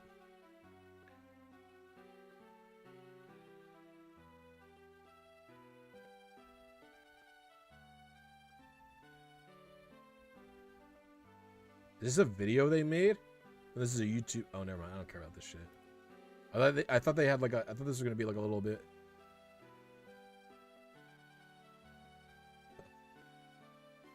Yeah.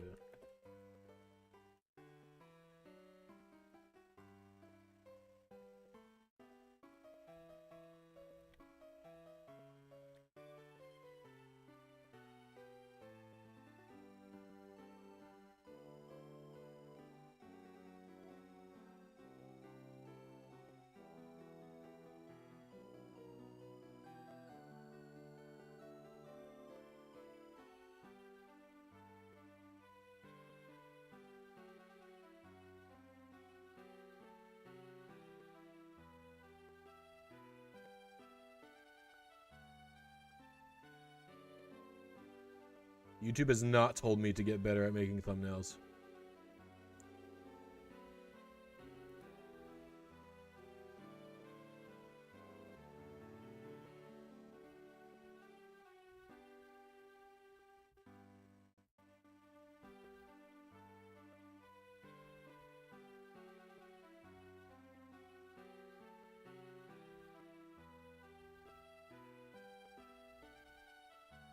On your phone, even though your watch time is up, your thumbnails are shit. I told you that yesterday, didn't I?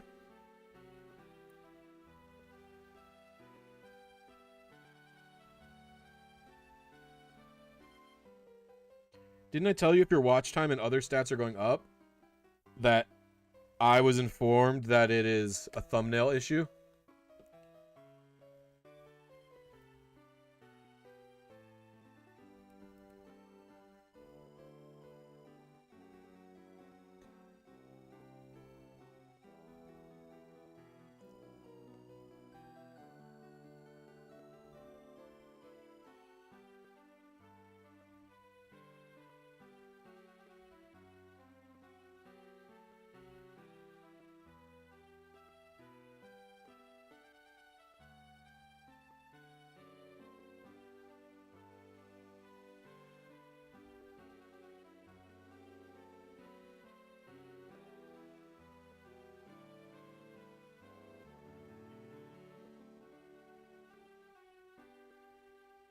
Oh, here we go.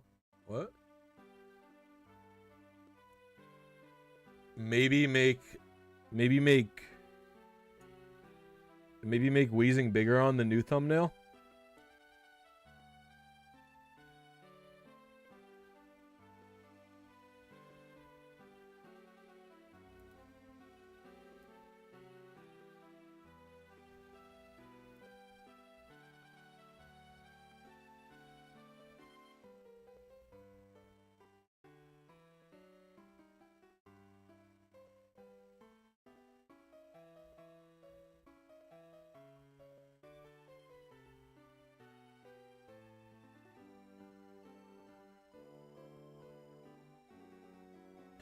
What notches should you use for RNG manips? No notches needed.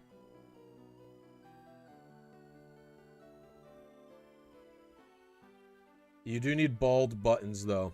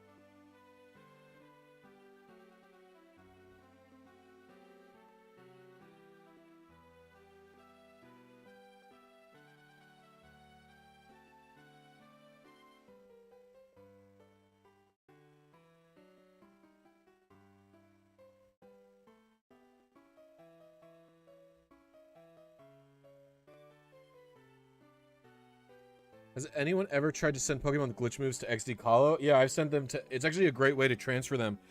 Because, in XD and Colo, they will always take Pokemon with glitch moves, and they don't care about it. The glitch moves are as far as I know, are always just... the TID and SI... Or the glitch moves in all those games always are just blank. I mean, this would be so much better if we didn't have to L cancel. Also joking about removing L cancel, don't kill me. Dude, the L cancel discourse has been tilting me. Alexander, Blisy and Papa Heavy are my two most watched YouTubers right now. Thanks you guys for putting on such good content. Any recommendations on a video to start? Yeah, Papa Hefe has a good video on Ace. Called like Godlike Glitches in Emerald or something. What's up, people like kangaroo? Are you winning, champ? Not yet. I'm trying though.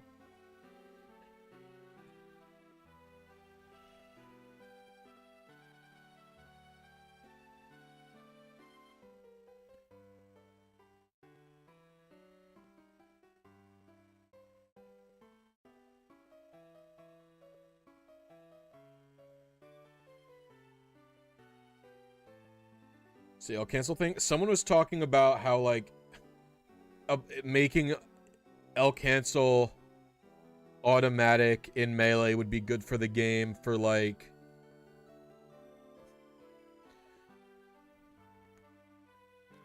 to like get new people into the game because like ultimate players don't want to try and L cancel because it's a pointless mechanic and they don't want to just grind it out. And it's like, you know, it's such a like a dumb opinion because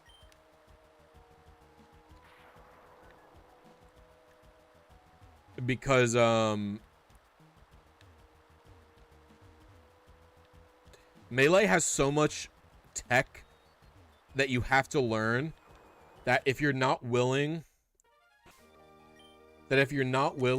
to grind out L canceling and how to do that, they're just not going to like the game in general. Like, if you're not going to be willing to learn how to L cancel, you are just not, like, there's so much tech that you have to grind for hours to learn in that game. And it's just like, there's no way you're going to enjoy the game and grinding to learn the tech if you don't even want to learn the most simple thing. Like, do you think normal players even think about L canceling? Like, no, you don't think about that. So if you're not able to grind to practice it, like, you're just not going to enjoy Melee. There's no point for you. So there's no reason to change to implement a mod of the game to appeal to people who aren't going to like it anyway. Ever watched the 7-hour ORAS review? No, because the reason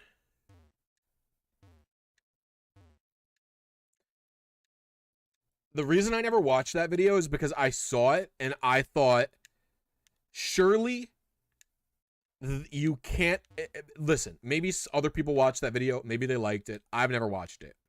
But I thought, surely there isn't, you can't.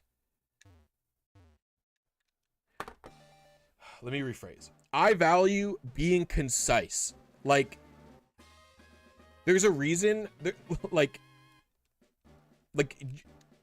there's no way there's that much to say, like, without repeating yourself, basically.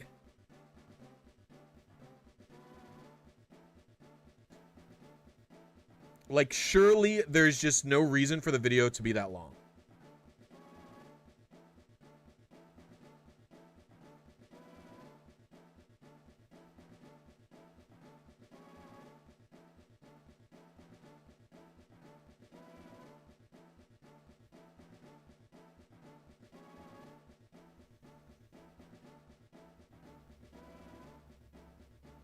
I can't get back into Melee for many other reasons besides I'll canceling them to use to Ultimate. Ultimate's stinky doo-doo game. I don't like it very much. I had an okay time playing Samus in it, but you can literally beat the game in 8 hours. I mean, it's just I'm judging a book by its cover, but basically my thoughts are, I think it is strange. Like, I think it's normal to be able to talk about something forever. Like, I could talk about, like, RNG manip or, you know, even some of my favorite Pokemon game for a very long time. But being able to talk about something forever isn't the same.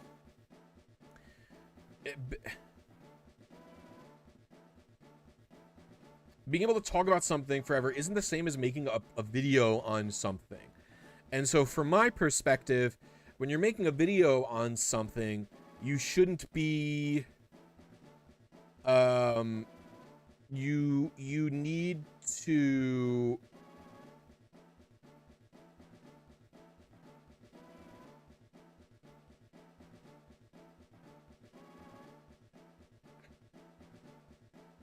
like, when you're making a video, when you're talking about something randomly, you're going to be rambling a lot.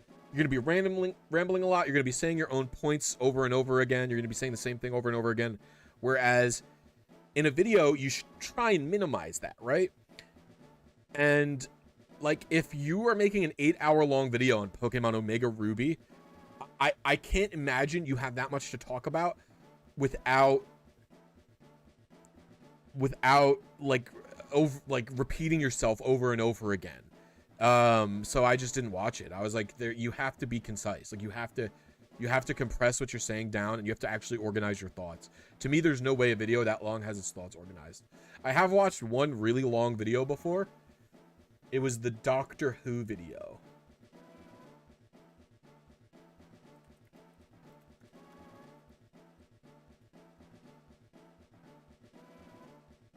It was the 5-hour video from JXE. I watched that video.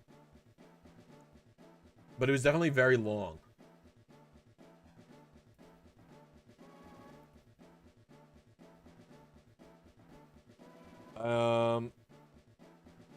You hate that HBox gets created with bubble theory. When I learned about this Spethalon, it was called threat zones.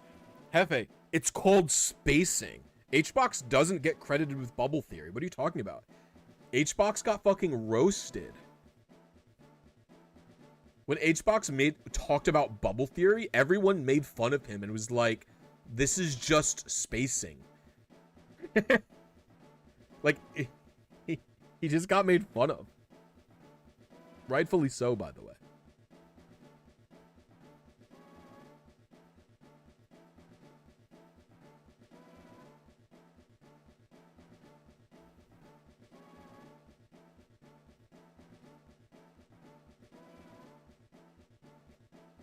Yeah.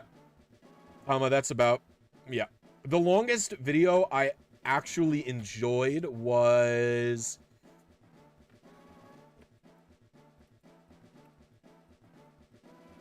There's a person I do like on YouTube who makes really long videos, but sometimes they're too long.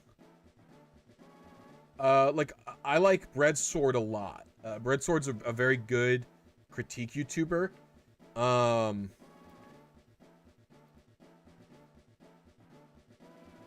And he actually, I first found him because of his Treasure Planet video, and I fucking love Treasure Planet. That's my favorite Disney movie. Amanda and I's wedding dance song was Jim's theme from Treasure Planet.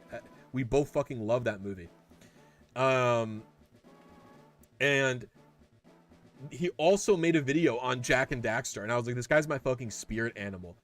That's his favorite game trilogy. Treasure Planet's his favorite Disney movie. We are the same.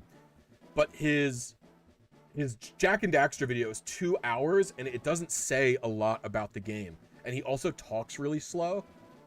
So, like, he needs to speed up talking. He needs to make his points more concise. Like, his older videos were a little bit better, I thought. When his videos started getting just kind of too long. It's fine, by the way. I like the videos still. That's not me knocking on it. It's just like, yeah, I don't know. Jak doesn't speak too much either. Only in the first game. He talks plenty in the following games.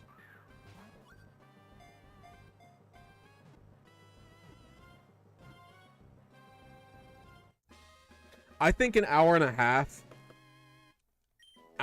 to 2 hours is pretty much the upper end of the length of...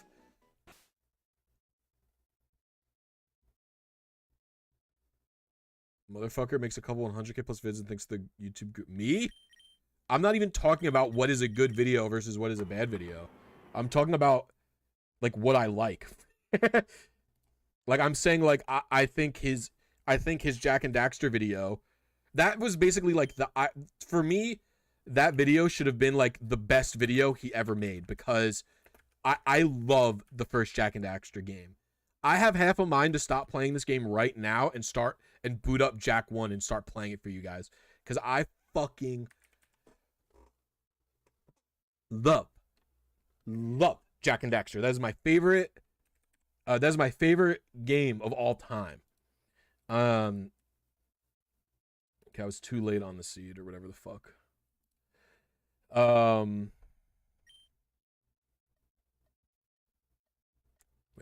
I need to.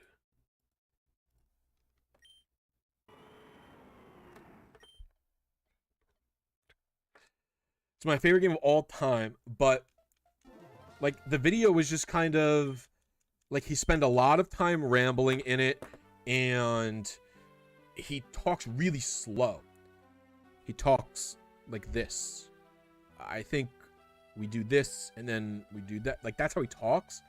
So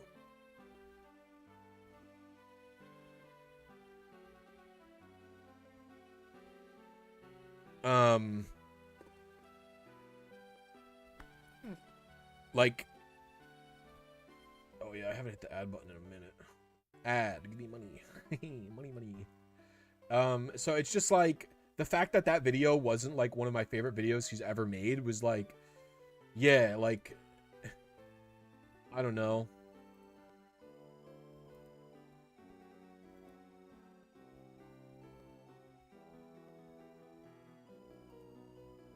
Probably could have been a little bit more concise in what the fuck he's talking about.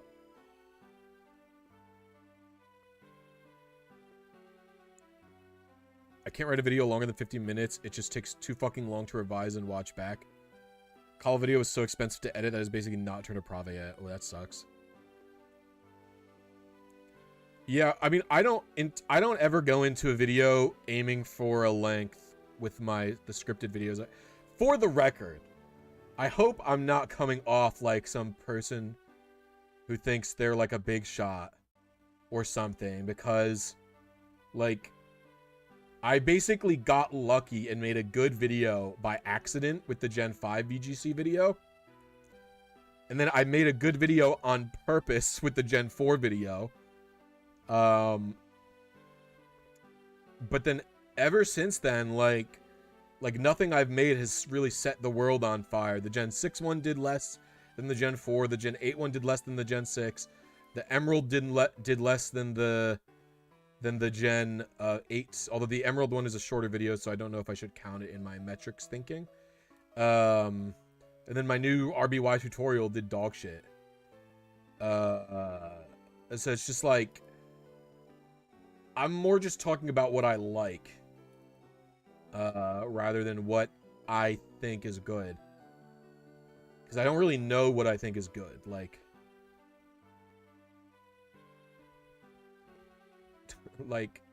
I don't know, like in my head the Gen 6 video was actually about as good as the Gen 4 video. It just did less well. Like, I don't know why.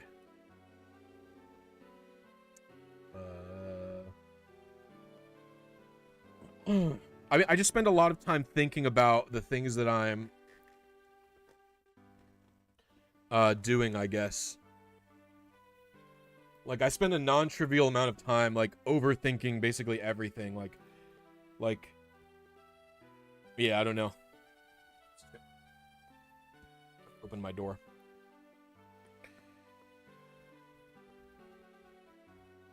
I mean, part of it is surely that I'm being repetitious, right? I uploaded the same concept, you know, 4 months in a row or whatever the fuck.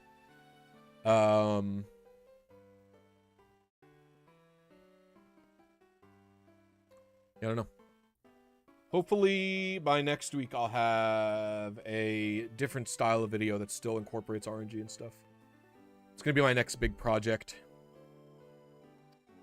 I meant to do it last month. I didn't do it. I'm being better about, you know, getting videos and actually some level of stuff done. So hopefully I'll be able to get it done next week.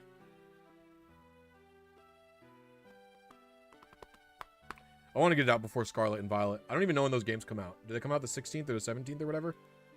Does anybody know? I haven't even pre-ordered them.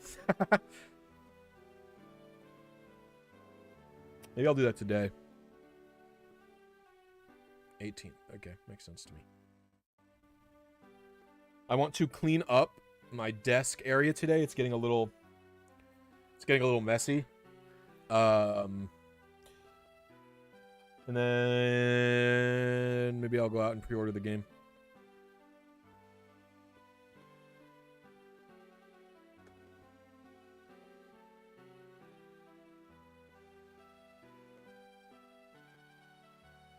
Oh, my marker fell. Actually, I can erase the Zapdos Gen 1 video off of my ideas board. My ideas board has been so... Oh, fuck. My ideas board has been so helpful. If you have like ADHD or whatever the fuck, maybe try it out. Because I look at it every day and then I feel guilty that I haven't done the stuff on it. Sometimes it puts me into executive dysfunction though. Where I look at the ideas board and then I get upset that I haven't done anything on it. And then I just get into paralysis because I'm not doing anything and I'm afraid to start anything. But it has helped me some basically it's more helpful than it helps me more times than it puts me into paralysis. I want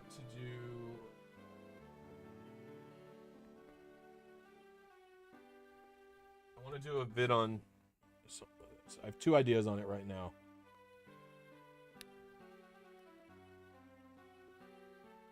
I never finished it, Kyle. I think I was streaming this around the time I started my, I think I was streaming this around the time I started my Gen 4 video. Let me see when I was streaming these. I streamed these.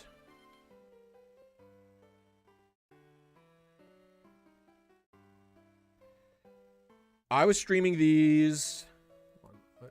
Can I see the fucking date, bro? Yeah, I was streaming these July 21st. So right around then, I started working on the Gen 4 video, and I didn't want to stream the Gen 4 team building video because I was worried that it would impact the views heavily. Which maybe I was right because I streamed most of Gen 6 and all of Gen 8, and those videos were viewed less. So I don't know if it had to do with me doing it on stream or not, even though I privated the VODs. It's hard for me to know. I just don't know. I don't know how to tell. I did stream the Gen 5 one, is what many people may say, but I streamed the Gen 5 one like 8 months before I turned it into a video. So people had forgotten by then, and most of those streams only had like 20 viewers. I don't know. I don't think it's useful or helpful to talk about. I don't think it's useful or helpful to talk about how I think about YouTube on this stream. So sorry about that. I'll stick that to Doomering to Hefe.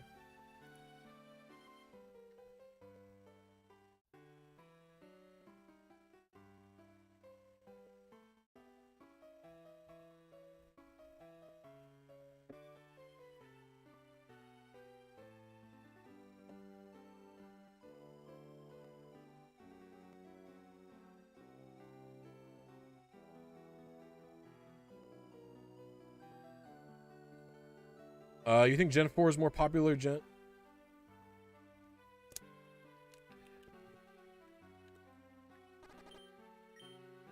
I don't know. I mean, I can't really say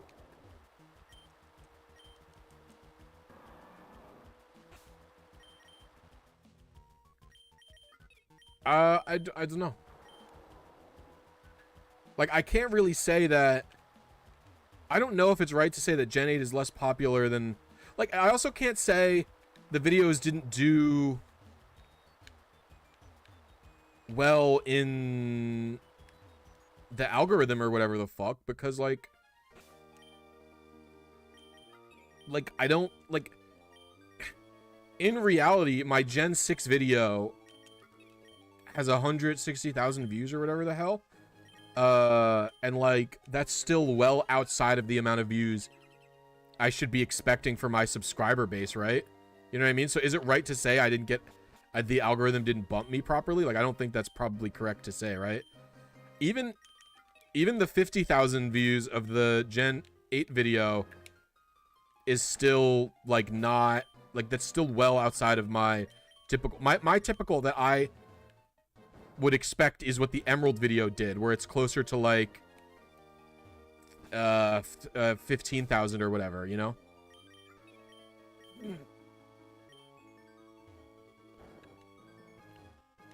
I don't know. I have no fucking clue. If I'm honest with you, I have no fucking clue, and it doesn't even... I don't even feel that bad. Been doing YouTube consistently for 1 month, and I remember why doing YouTube consistently sucks. Yeah, like, the Zapdos video is the first video I've released in a while that I've been really, really disappointed in how poorly it's doing. I would have thought more people would have been excited about Gen 1 RNG, especially because the streams did so well. So it confused me. But whatever. Who gives a shit?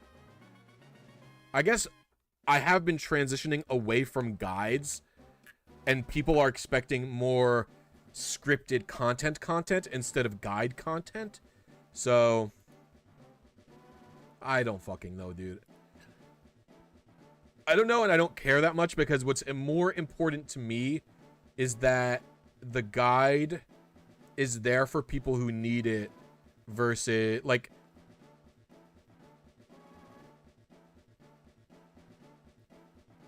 Yeah, I don't know. Feels someone lackluster since it can't be transferred up? You know what feels lackluster is transferring up the Pokemon. Why am I going to send this Zapdos out of the Gen 1 game? Just so it can have its IVs reset, it can have a fucking random ass bullshit nature. Like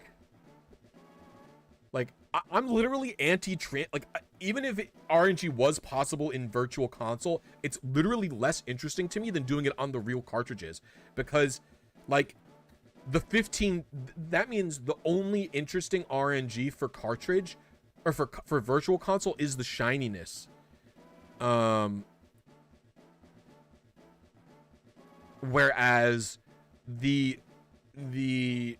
actual cartridge stuff is more interesting to me, because, like, if I'm gonna do a Gen 1 battle, I'm gonna do it on my fucking cartridge. If I'm gonna use Gen 1, I'm gonna play it with Stadium. Like, that's what's interesting for me, not just getting a shiny. And effectively transferring the Virtual Console Pokemon is the same as erasing it, in my opinion, because nothing about the Pokemon is the same other than its nickname and whether or not it is shiny. Nothing else is the same.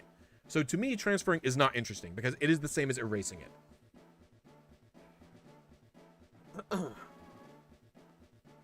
You want your opinion? Sure. Especially, like I said, the streams did really well. The reason I was expecting the video to do a little bit better is the streams were really good. My thumbnail wasn't the best. I didn't really think the thumbnail threw too hard, because I finished editing the video. The video was rendering during dinner, and then I had a glass of rosé with dinner, and then I was and then I was a little buzzed from the rosé, and I was like, I'm not figuring this thumbnail out right now. And then I woke up this morning and just made the thumbnail, and I was like, whatever. But I'm also not going to change the thumbnail. I don't care that much. I want to do a Gen 1 team builder. I gotta work on that. View options.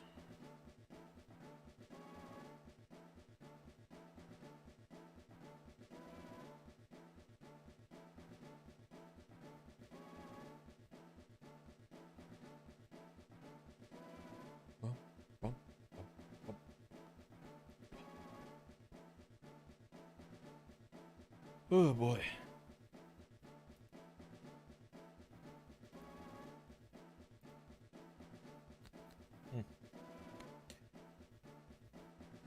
I don't know. I'm just kind of hype on Gen 1 RNG, if I'm honest with you guys. I think it's cool. It's so different than all the other RNG manips I've learned before. Like, I have to learn the speedrun tech for it. It's making me vaguely interested into looking into a Gen 1 RNG, not a Gen 1 RNG, a Gen 1 speedrun. But I don't know. I don't know if I could ever get into speedrunning. I don't know.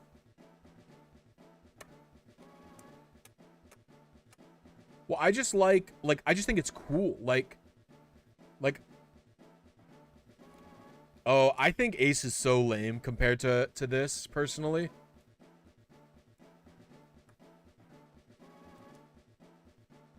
Like, I expected Zapdos to do a little bit better because you can get it shiny. Like, I'm excited. Like, I'm really hyped for once I path out the Tauros, and no one's gonna give two shits about Tauros.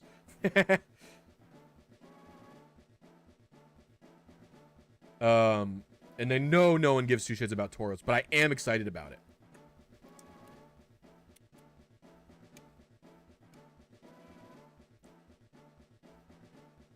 Mainly because of the movement. I think it was very fun learning the I haven't learned a new thing like that in a while. Yeah, I'm very like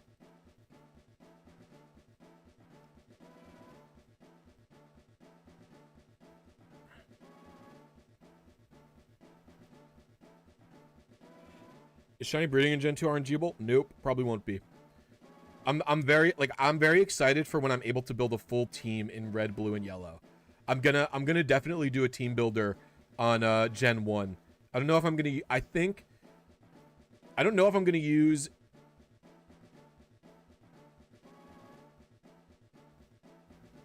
I have literally never focused on transferring or thought about transferring, and I think transferring is boring. I always make the Pokemon for the game that they're in. I always like the only Pokemon I have even thought about transferring in like the last 10 years is Clefable, because it's only gets soft boiled in Emerald for some stupid ass reason. All right, later.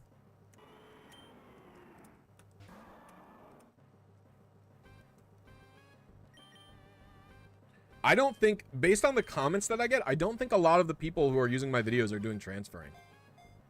And also from the title and thumbnail, it doesn't give away that it's only on cartridges.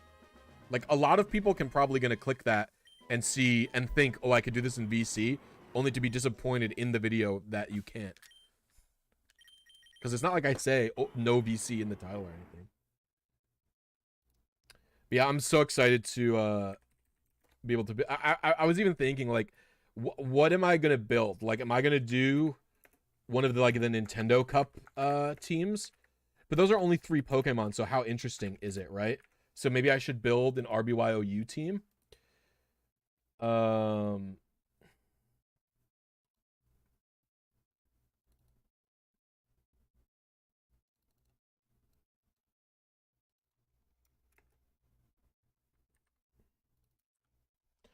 But RBYOU teams can be kind of fucked up because if I want to do it without glitches, it's gonna be really difficult. Wait. If I want to do it without glitches, it's gonna be really difficult to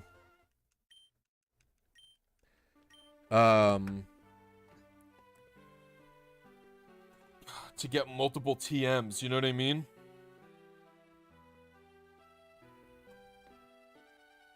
Yeah, I could build one of the sample teams. The fucking Tauros, Chansey, Snorlax, Starmie, Exeggutor, Rhydon.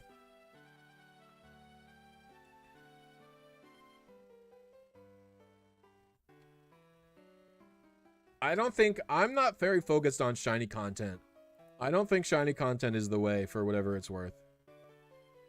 Making my videos on competitive team building kind of proved to me that shiny stuff, like, it's, I don't have to care about it. Like, I just have to be interested in whatever I'm doing, I guess. Smoke. RBY OU sample teams. Well, what I'm worried about, God, they're so annoying. Holy shit. The chat's moving. Good user. The reason I'm worried about doing those teams, Tama, is I thought, aren't they only 3 Pokemon? So it might not be enough for me. Like, is 3 Pokemon really that interesting?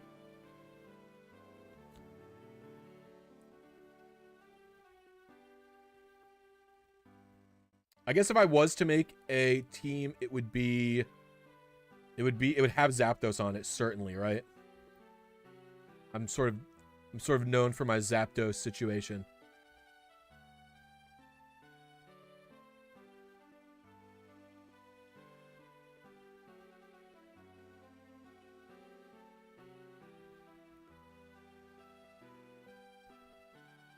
Oh, was the rules for the original Stadium Cup bring 6, pick 3? Is that how it works?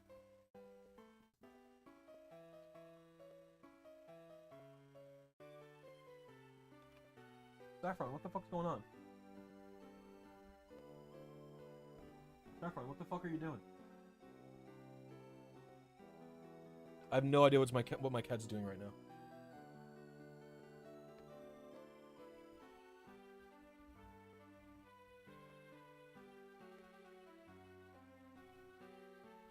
Saffron, what are you doing?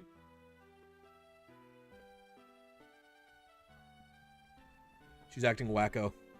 If that's the case, Tama, then I'm definitely going to be building their teams from Stadium 0. Because that's more interesting. Like, I think it's always the most interesting to try and build official metagames, because then you can dunk on Game Freak for being dinguses. You know what I mean? Like, if I build a Smogon team, and I'm like, dude, it's so fucked up that I needed this one-time event for a wish chance. Stadium 0 is Japanese Stadium 1. Japanese Stadium 1 is didn't get released in America. It doesn't even have all the Pokemon in it. It was, the teams were based off of people who entered in like the World Championship, who it was based off like World Championship winning teams from Japan tournaments. And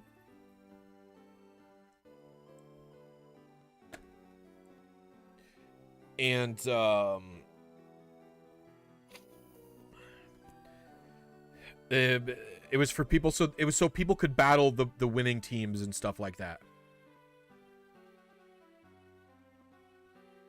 Yeah, I say World Championship like I guess I meant it like how like Americans will call like the Super Bowl like the World Championship football, and it's like no one else plays the fucking sport. Because they didn't even have really world... Did they even have American tournaments back then? They must have, right?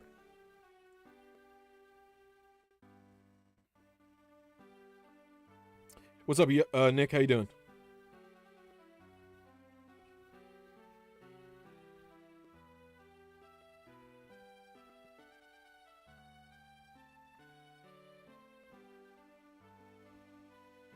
Yeah, exactly. But yeah, that's... So... But basically, I guess my point is like critiquing Game Freak because Smogon allows the use of Wish Chansey in Gen 8 battles. And so like let's say someone wins like the Smogon World Tour with a Wish Chansey team, right? Let's say someone wins the Smogon World Tour with a Wish Chansey team in Pokemon Showdown, right? And it's like what, like how can, like Game Freak doesn't allow, like Nintendo doesn't allow that in the official formats. So I can't shit on Game Freak for that, because in reality it's cool. In reality it's cool that I can even send up a Wish Chansey from Gen 3 and use it casually. What the fuck? My cat just screamed. So like in reality it's cool that I can use that Wish Chansey, and it's stupid. It just hurts Smogon. It doesn't hurt Game Freak. It's not it's not negative on Game Freak to allow me to send up this Pokemon with a unique move. You know what I mean? But if I target their actual formats, like if someone won a world championship with Wish Blisy in Gen 4 for VGC, then I could fucking dunk on Game Freak and be like, you guys are idiots for allowing this. It is insane you didn't ban event moves. Like, there is no way to get this without hacking. And even if there was, I can't fucking RNG it, blah, blah, blah, blah. You know what I mean? I could do that kind of stuff. Yeah. What's up, Indie Gaming? How you doing? I wanted to do 3-in-1 stream. I want to do 140 plus Pokemon. 8 SIDs, no shiny on my leaf green. We're gonna do a long john today. It's tough, Yog. I was telling you, it's tough to get the starters, man.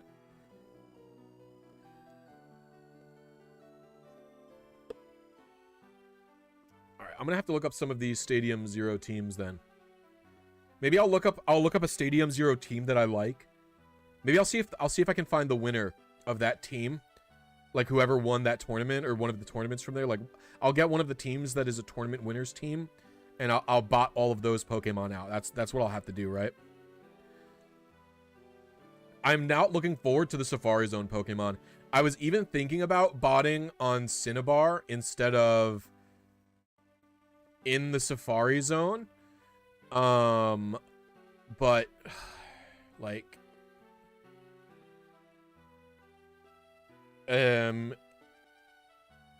but then Yellow would always need to use the Safari Zone anyway because it doesn't have the catch Cinnabar Pokemon on Safari, so I'm just not gonna involve any glitches in that. Although maybe I'll do it for Trainer Fly stuff, because someone actually commented on the RBY video. Does this mean that you could search for one of the Gen 1 glitch Pokemon that becomes a Gen 2 Pokemon and RNG it in Gen 1, which is true and is hilarious. So it would be cool to use Trainer Fly to like get a glitch Pokemon that turns into Lugia so that when I trade it into, you know, Gen 2.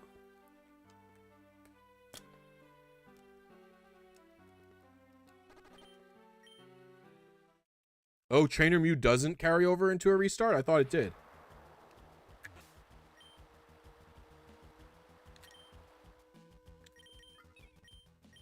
I thought Trainer Fly carried into a restart. If Trainer Fly doesn't carry on to a restart, then it doesn't matter.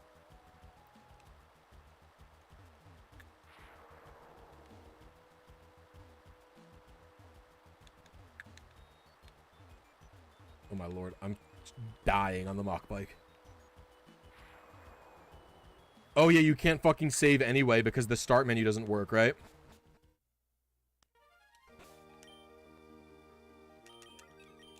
You could probably get some of those Pokemon to spawn. You could probably get some of those Pokemon to spawn as Missigno though, right? On Cinnabar, based on your trainer name, because that does save over a reset.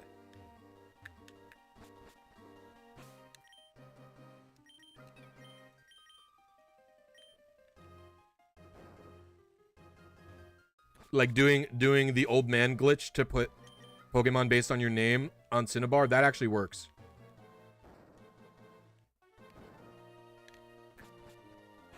And you can save. Then RNG for it's probably not going to be feasible because that's going to be multiple frame perfect inputs like in a battle or whatever, right?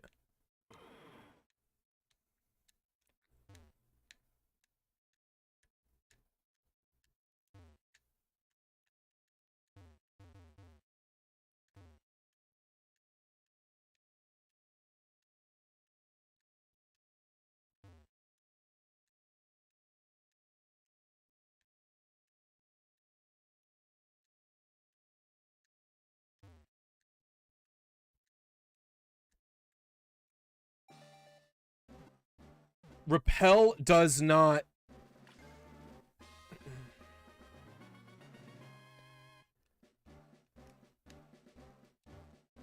The Black Flute is to reduce the encounter rate.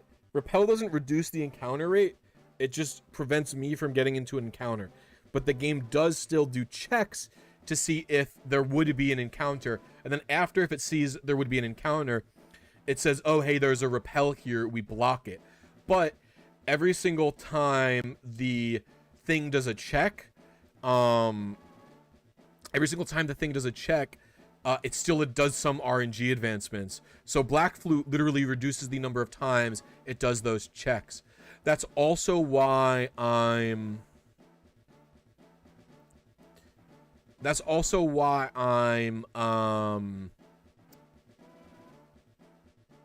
riding the bike. Riding the bike also reduces the amount of encounter checks, and my Swampert has a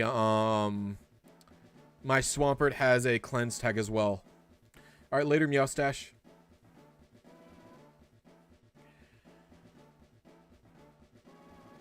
Personally, when I'm trying to get a perfect Pokemon, I'm most interested in getting a perfect Pokemon without using glitches and just using RNG manips. So the Trainer Fly stuff doesn't appeal to me too much. And the only reason I even wanted to do the Safari Zone trick for the Safari Zone Pokemon is because the Pokemon that spawn over there would still be the same legality. They would have all the same DVs. They would have everything. They would be just as restricted as they were if they were spawning in the Safari Zone. And the reason I didn't want to do it in the Safari Zone was because I just don't want to catch stuff in the Safari Balls, man. I don't want to get the fucking Tauros 20 times. You know what I mean? Like, it's just too fucking annoying. But at the end of the day, because Yellow can't do it, it's probably not worth it to do the Safari Zone trick in Red and Blue. Like, I would rather just do it in the actual Safari Zone. You can fucking save in the Safari Zone in Red and Blue for some reason. Who even knew that? I didn't even realize you could save in the Safari Zone in that game until I went and tested it. It just lets you save in there. It lets you save in the Safari Zone, and then if you save and reset, it forgets that you're in the Safari Zone, so that when you try and fucking leave, when you leave through the Safari Zone door, the guy is like, hey, do you want to go into the Safari Zone? Like, as you're coming down. Yeah, I glitch shittied myself on accident because I didn't realize that's how you set up that glitch. So I walked out. I said, no, that's weird that he did that. Then I left, and then it ding-donged me after I was running around doing, you know, normal game stuff. And then I got glitch shittied, and I was like, oh, right. And I said, then I remembered, oh, this is how you're supposed to do the walk through walls glitch. Because you're supposed to get ding-donged while hopping over a ledge, right? I gotta run to the bathroom and I'm gonna get some water.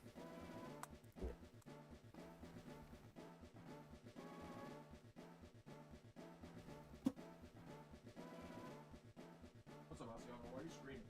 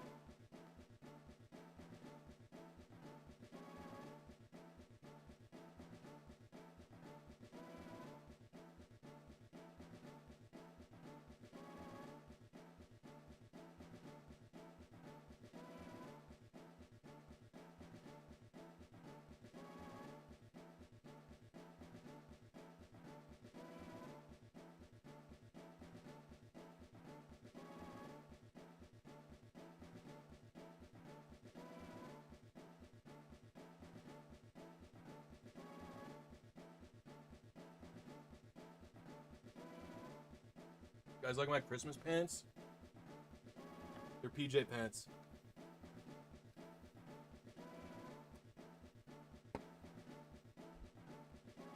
The bot is back again.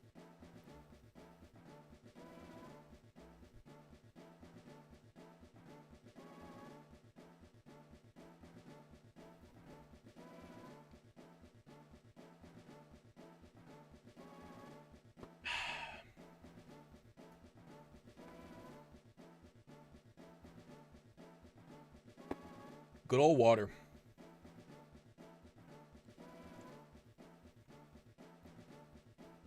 I'm what they call a water lover.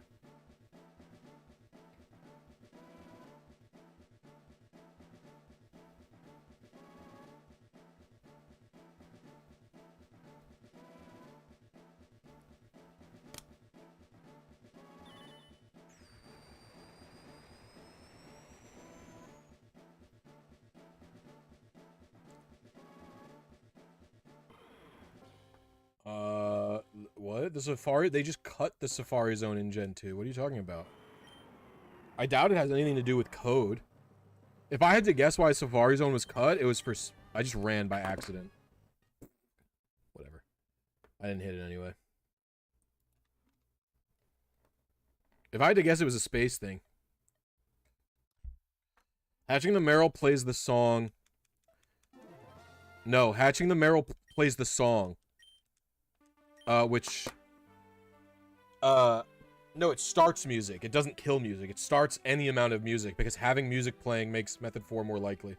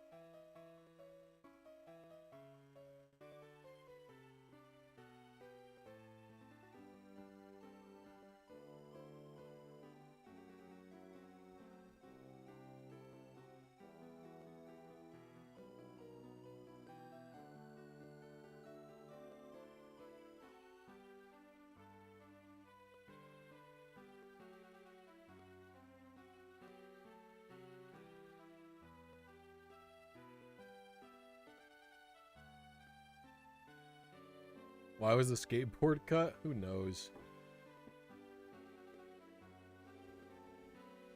It's not a space issue. There are relics of the RBY Safari Zone. It's definitely a space issue.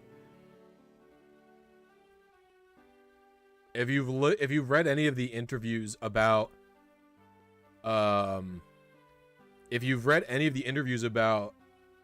Gold, Silver, Crystal, you know that they almost couldn't fit Kanto into the game at all.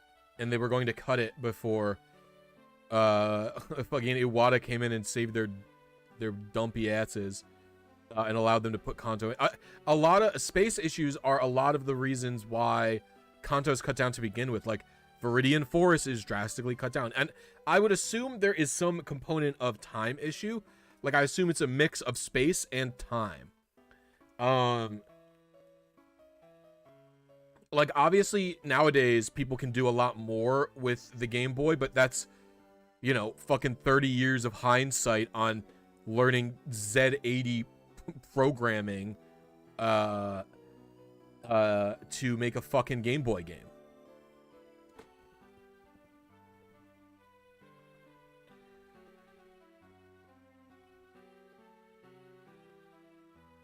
Yeah, no, Kanto was clearly, Kanto was clearly attempted at first, because if you look at the leaked ROM, there is some stuff of it in there. But it was just like even more cut down. Just your observation. Your observations are wrong. They've interviewed about this.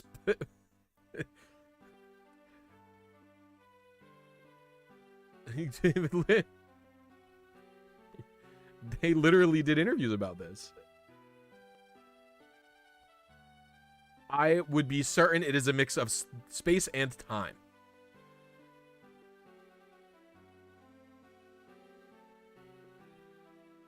The Safari Zone is not that interesting anyway. I don't think it's a big loss to lose Safari Zone. Space World, yeah.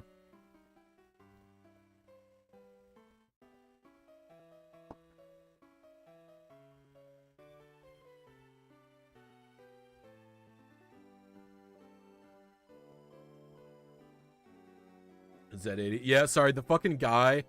The guy I watched the tutorials for the Z80 was British. So he kept calling it the Z80. And so sometimes I call it that instead of the Z80.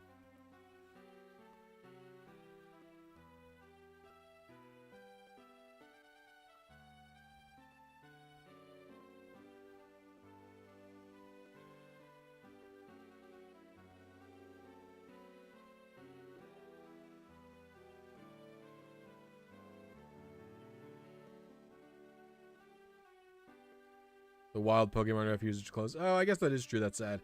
Even in Heart Gold and Soul Silver, it's closed. I just don't really like it as a game mechanic. I'm sort of glad it's gone.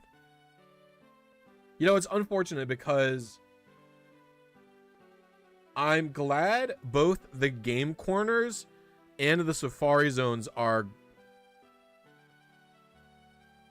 I'm glad the game corners and the safari zones are no longer a part of the series because both of them are awful.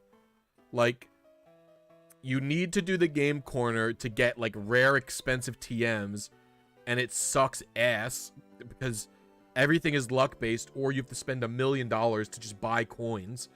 And then also, the Safari Zone was never particularly fun to catch in. It just was never a specifically fun game.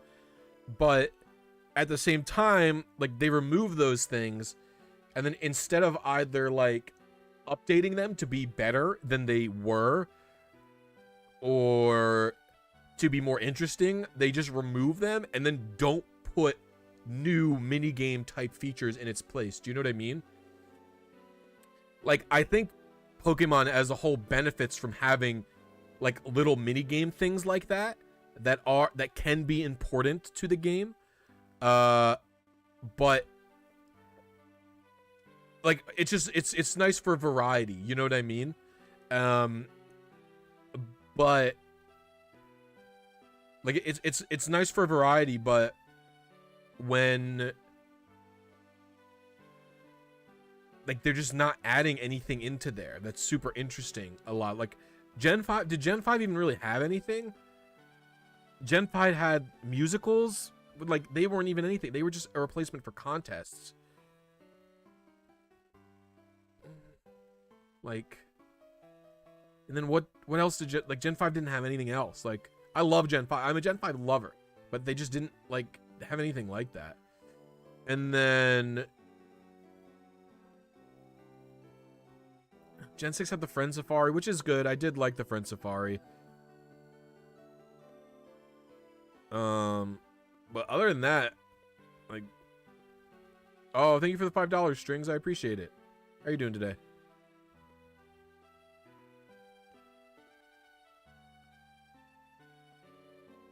Dude, I hate Poke. I've never learned anything about Pokestar Studios. So stupid. Yeah, I don't really consider those... I don't really consider Pokeworld Tournament and White Tree Hollow mini games, I guess.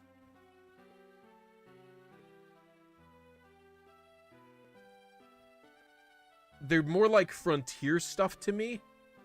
Like, Gen 3 had the casino, like Emerald had the casino, it had the Safari Zone, and then it also had Battle Frontier facilities. You know what I mean? Yogg, that sounds like the dumbest, most bullshit game ever. Why would I want that?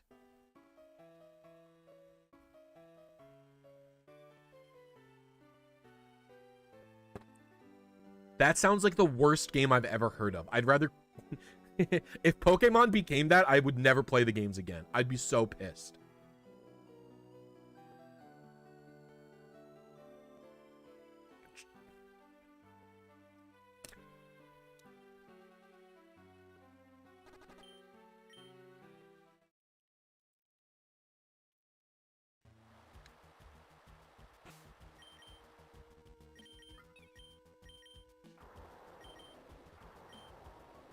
That sounds miserable and dog shit. The idea of a Pokemon having inherent value, like, to other people is like horseshit to me.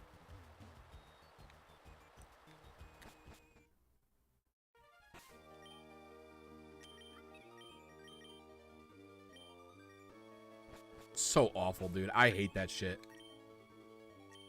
I would be so pissed if I would literally never play a real Pokemon game again if they did shit like that.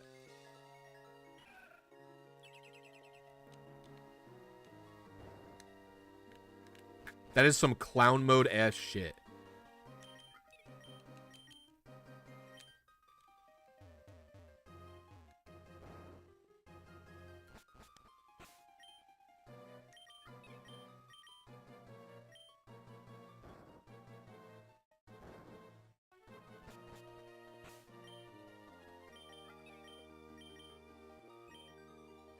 Nothing about what you've described sounds fun in any way.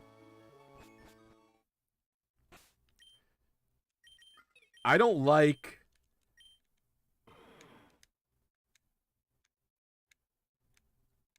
I like mostly play Pokemon as a single player experience. I don't have the grinding bug. What am I doing right now, Jeff? Would you not call this a grind?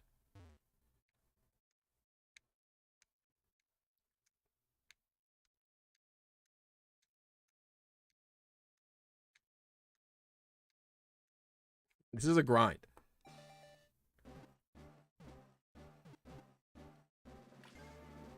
I think game mechanics that force you to, like, expend resources like that so you can reacquire them by playing the game is, like, degenerate garbage.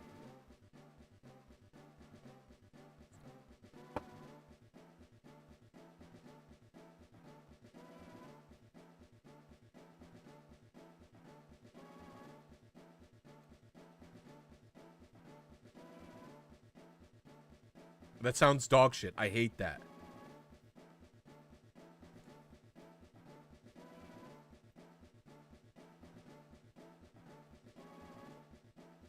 I think this is like proof that Pokemon fans don't know how to make good games. That game sounds awful.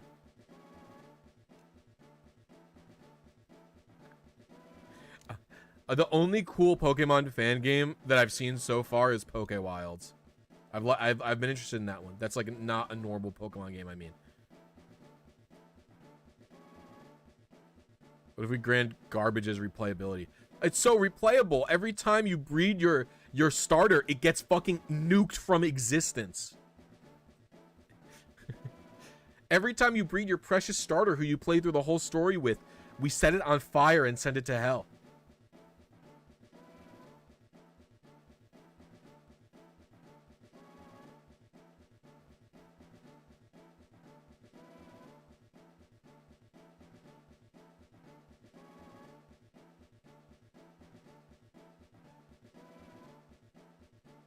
Oh, look. Only one person in the whole game can have a Mewtwo. You have to steal Pokemon like Team Rocket. Like, it's so stupid. It does not even sound... I can't even explain how little it sounds interesting. I will not play Kaizo ROM hacks. They're not interesting to me. Nuzlocke games aren't... Nuzlocke is not interesting to me in general anyway.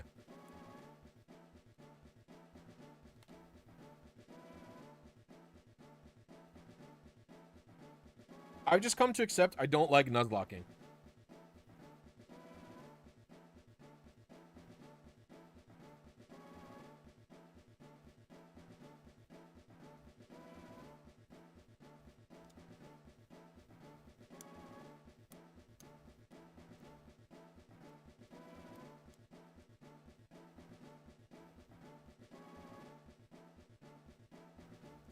Nuzlocke is more fun to watch than do.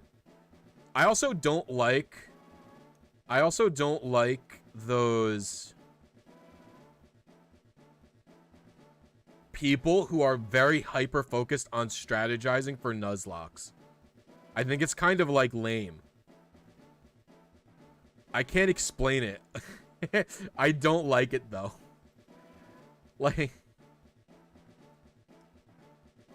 Like those fucking that Pokemon challenges guy. I fucking hate that YouTuber so much. Oh my god. He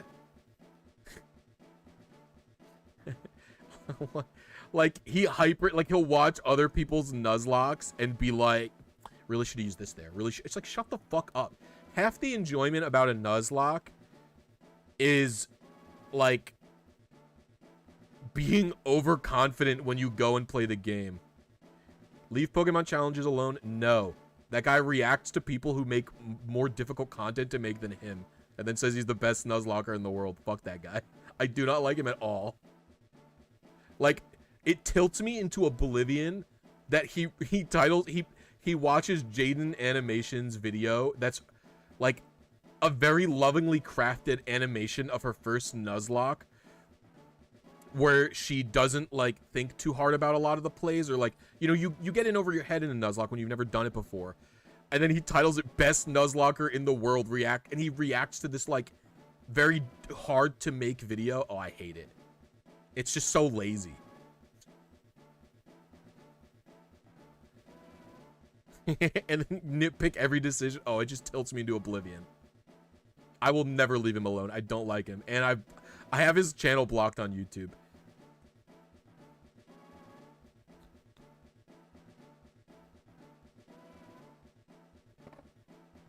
Normally, I agree with different strokes for different folks. I just don't like him. I just think it's ultra lazy content, and I also don't like the whole premise of overanalyzing the Nuzlocke challenges like that. I also don't like the rare candy thing. Like, I don't know. I don't like any of it. It's definitely against the spirit of the challenge to use rare candies, because part of the difficulty is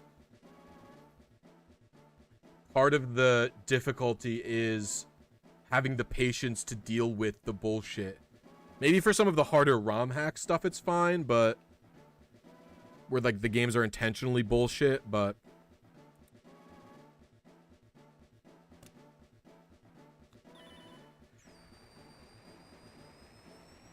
his videos are analytical about something stupid.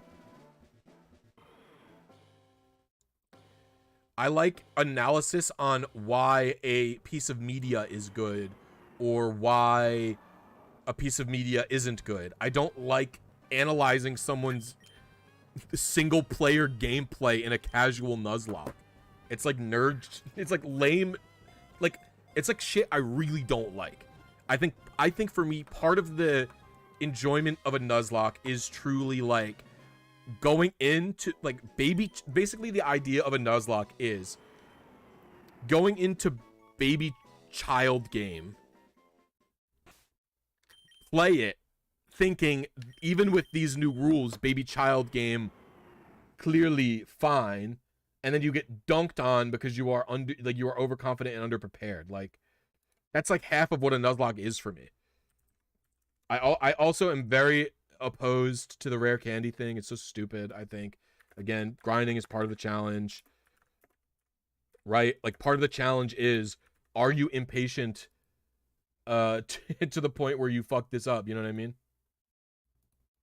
No, we're pretty much on. Yeah, I'll do one more.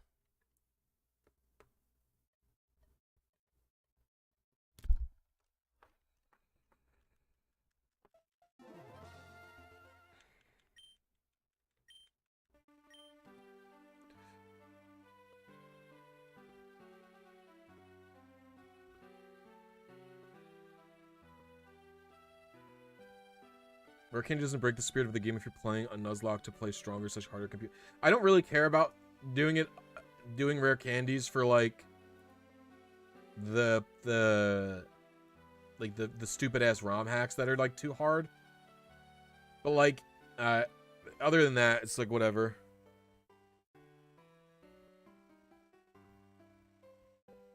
Sub announcements. The fuck is this? Oh.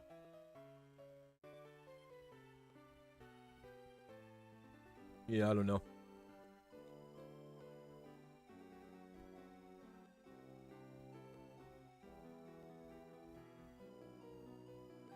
Like, I don't know. I think the grind is part of the challenge, certainly. And part of the reason I just don't like Nuzlocks. I think the most interesting part of a Nuzlocke is the random Pokemon on every route, because I think it can be fun to be forced to use a team of Pokemon you would not otherwise pick. But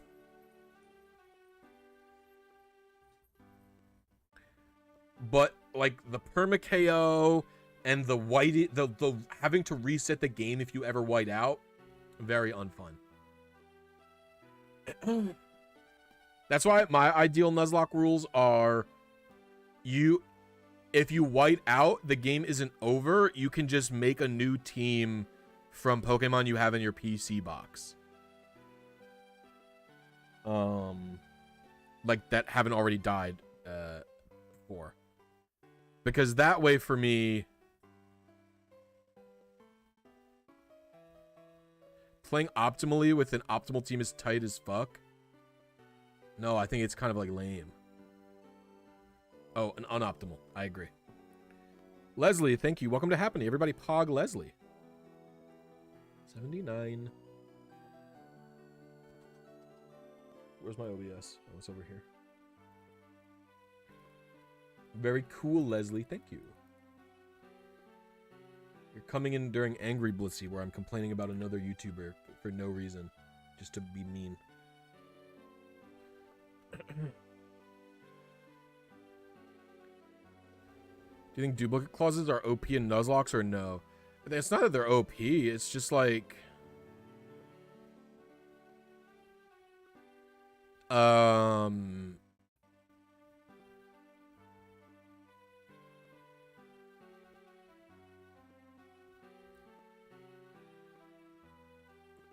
How do I say? To put it into perspective, Hefe, I dislike Pichow the exact same amount I dislike Blaine's. So you understand. And he did nothing to me. They're equal dislike for me. Like, I think duplicate clauses are good in Nuzlocke because otherwise you'll end up with probably like 3 Poochyena, which is just like kind of boring. Like, why would I do that? Like, I just don't like it. Like, it's... Grinding isn't difficult, it just takes a long time. Patience is a skill, 0-1. Like, part of the challenge of a Nuzlocke is how much longer are you willing to grind for? And then also, do you have the fucking patience to do it? Because if you don't have the patience to grind, and you go into a gym unprepared, you're fucked.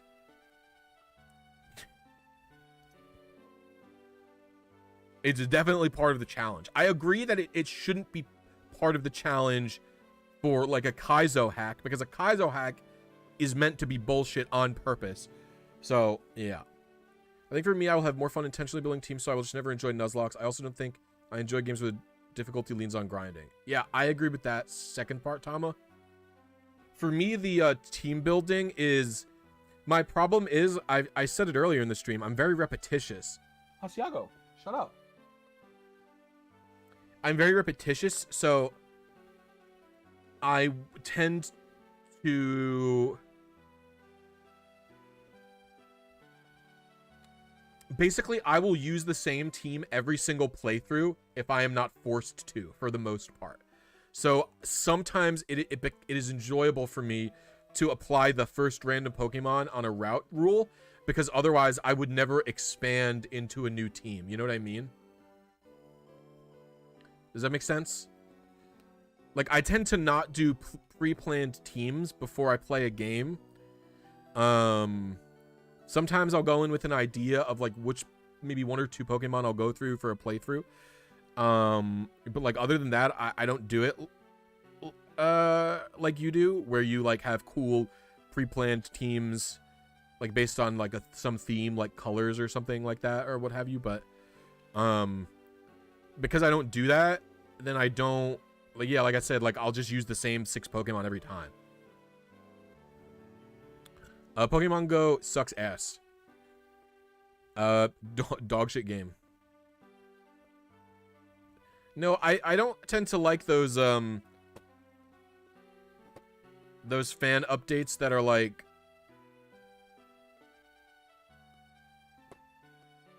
yeah, you can't say Pokemon Go is not a game while also talking up Poke MMO. They're the same fucking game. They're just a bunch of bullshit grinding.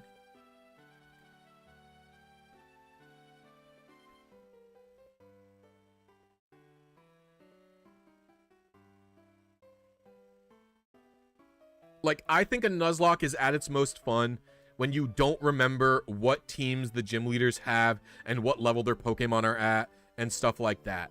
Like, my favorite Nuzlocke to watch ever was Griffin McElroy's Nuzlocke of Pokemon Y. That's got to be the best Nuzlocke on all of YouTube. It's so good.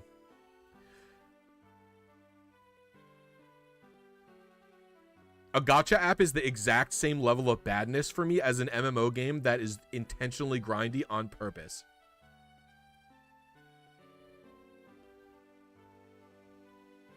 Pokemon Go just requires you to grind by going to your job instead.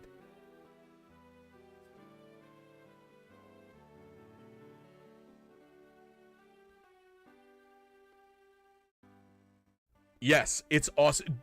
It is so awesome.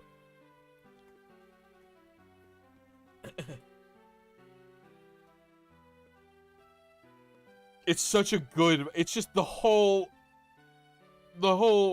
series is just so beautiful. And I'm pretty soured on McElroy content these days. Thank you to Adventure Zone Graduation. But goddamn, do I love that Nuzlocke. I will never get sick of that Nuzlocke.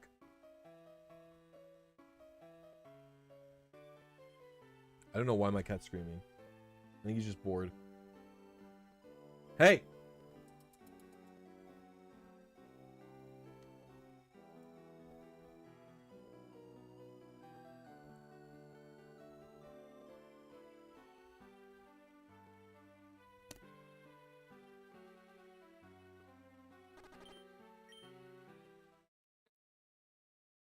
Do.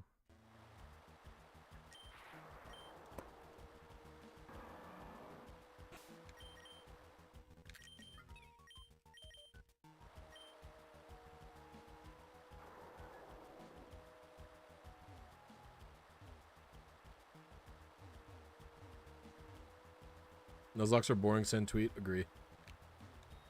I just don't like them very much, basically, is what I've learned. There's probably a period in time where I'll be able to do one again, but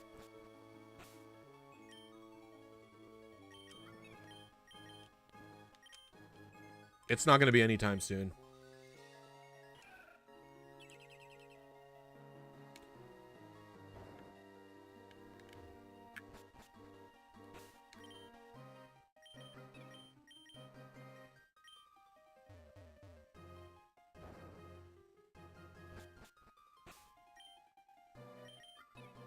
I'm not really into Pokemon randomizers.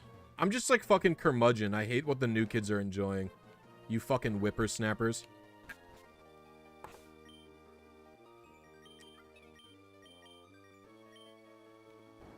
I hate your Kaizos. I hate your Blaze Blacks. I hate your hard games. I hate all this stuff. You fucking yucking whippersnappers. I just like playing the normal game.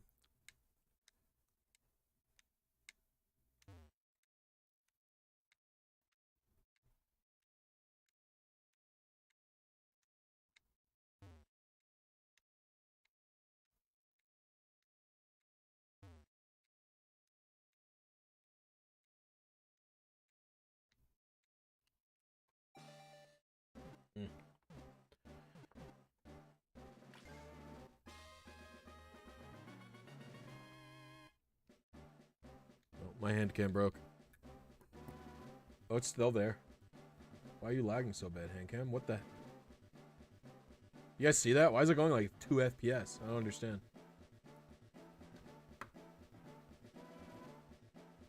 I'll figure that out some other time. Vending stream for Blisy. Yeah, I don't know why I'm in a negative mood right now.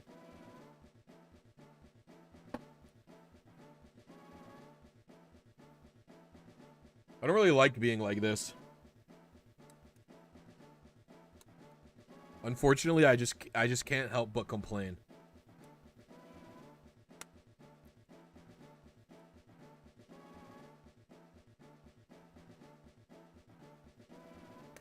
Just being cranky.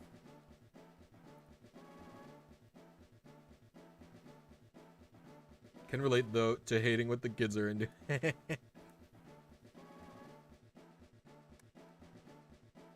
The farthest away I'll get from vanilla, like, Pokemon enjoyment is, like, watching J-Rose's solo runs, where he uses an action replay to change the starter into the Pokemon he's going to do the run with. And, like, I think that doesn't bother me that much because realistically, he could just do a solo run every time by, like, breeding the Pokemon in GSC and then sending it down as a level 5 egg and trading it over in Viridian City. You know what I mean? Like, there are ways around it, what he's doing. No, I like J-Rose runs because they're the same thing every time. That's why they're good.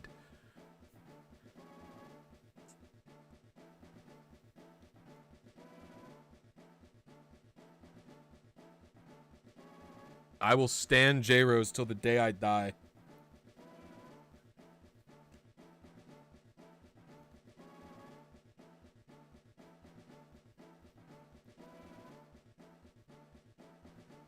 Hey, I'm with you, Coro. Half the point of a Nuzlocke is to go in blind and just int. Yeah, I like J-Rose. I just like his videos. And he seems like a nice person. I haven't talked with him that much, but...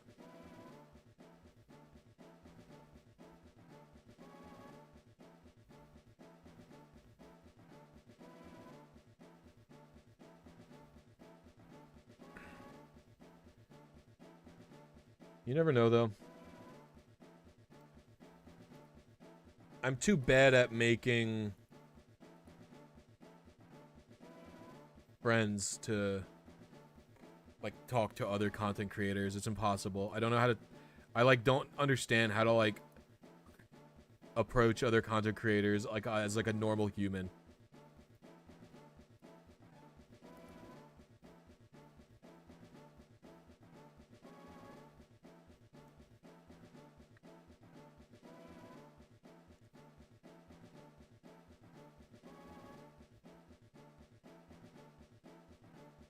Oh, thank you, Saul. Saul? So I'm very bad at Spanish, word pronunciations. My wife always makes fun of me. My wife always makes fun of me because I can't say any of the she's Puerto Rican. So she does not speak any Spanish at all, but both her parents are fluent. And, so she has, like, I don't know I don't know the right way to say it. Like, she just says all Spanish words properly. Like, she says them as they're supposed to be spoken in Spanish, even though she doesn't speak Spanish. Because, like, that's probably how her parents say them and stuff like that. So, like, I always get teased when I'm like, taco. Or, like, plantains. Or, like tostones or quesadilla. Like, I say quesadilla. I always get made fun of when I say quesadilla. But she pronounces it as if she could speak Spanish, and she does it without thinking. Like, that's just her normal way of talking. Because of, you know, how she was raised in her house. But I don't even try.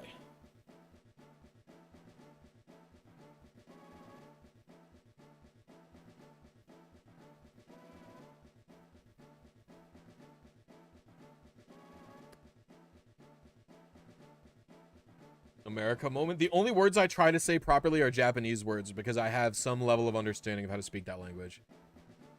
You shook Amanda's dad's hand. What is life? That's true. You rode in his car. Or his truck, I guess I should say. You two are getting along.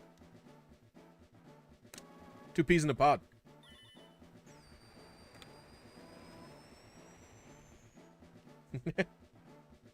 Yeah, Hefe helped me pick all the alcohol for my wedding up.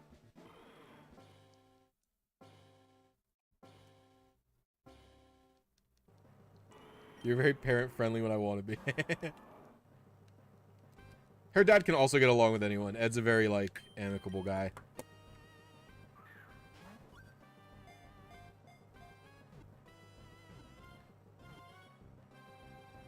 I know how you're supposed to say it because Amanda says everything well, but sometimes I can't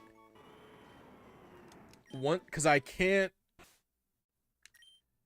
like some of the words I can't say, like some of like the syllables and stuff.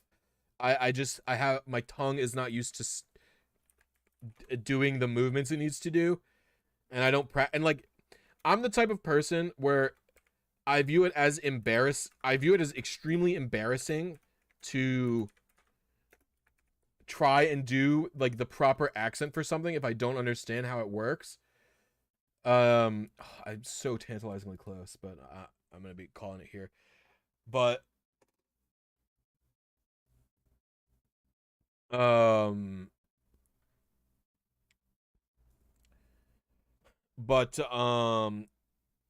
so instead what I would do is just say, like, I'll just say it as white as possible, you know what I mean? I'll just say it the white people, like just how a white person says it. Are you monolingual? I know a bit of Japanese, but I'm not bilingual, no. Yeah, I'm monolingual.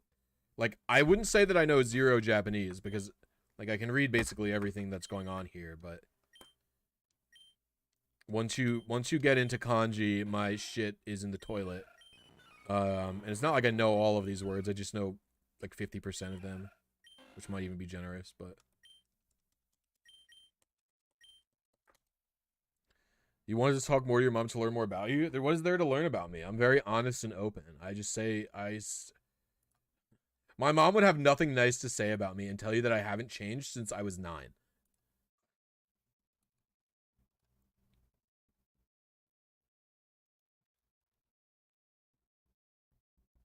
Black red pill? I'm just gonna ban you, assuming you're a fucking right-wing nutcase.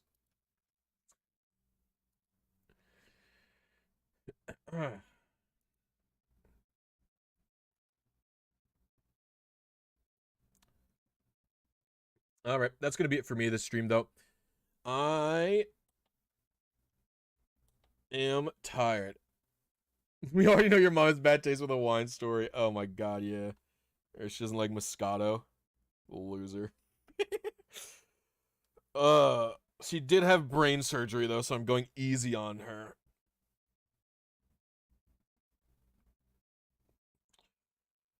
Oh. Yeah, I'm pretty much done right now. I am sludge brained at this point in time. I think I streamed too long. Maybe that's why I got mean. I streamed too long. I got cranky. All right, though. Yeah, be sure to check out my new Zapdos Gen 1 RNG video if you guys are interested in that type of thing. I'll link it in the chat, and then I will dip. I just teach you how to RNG in Gen 1. Boop, boop. No, that's not gonna work. Boop. I was enjoying the meanness. That good. That makes me feel a little better. All right, bye everybody. Bye bye.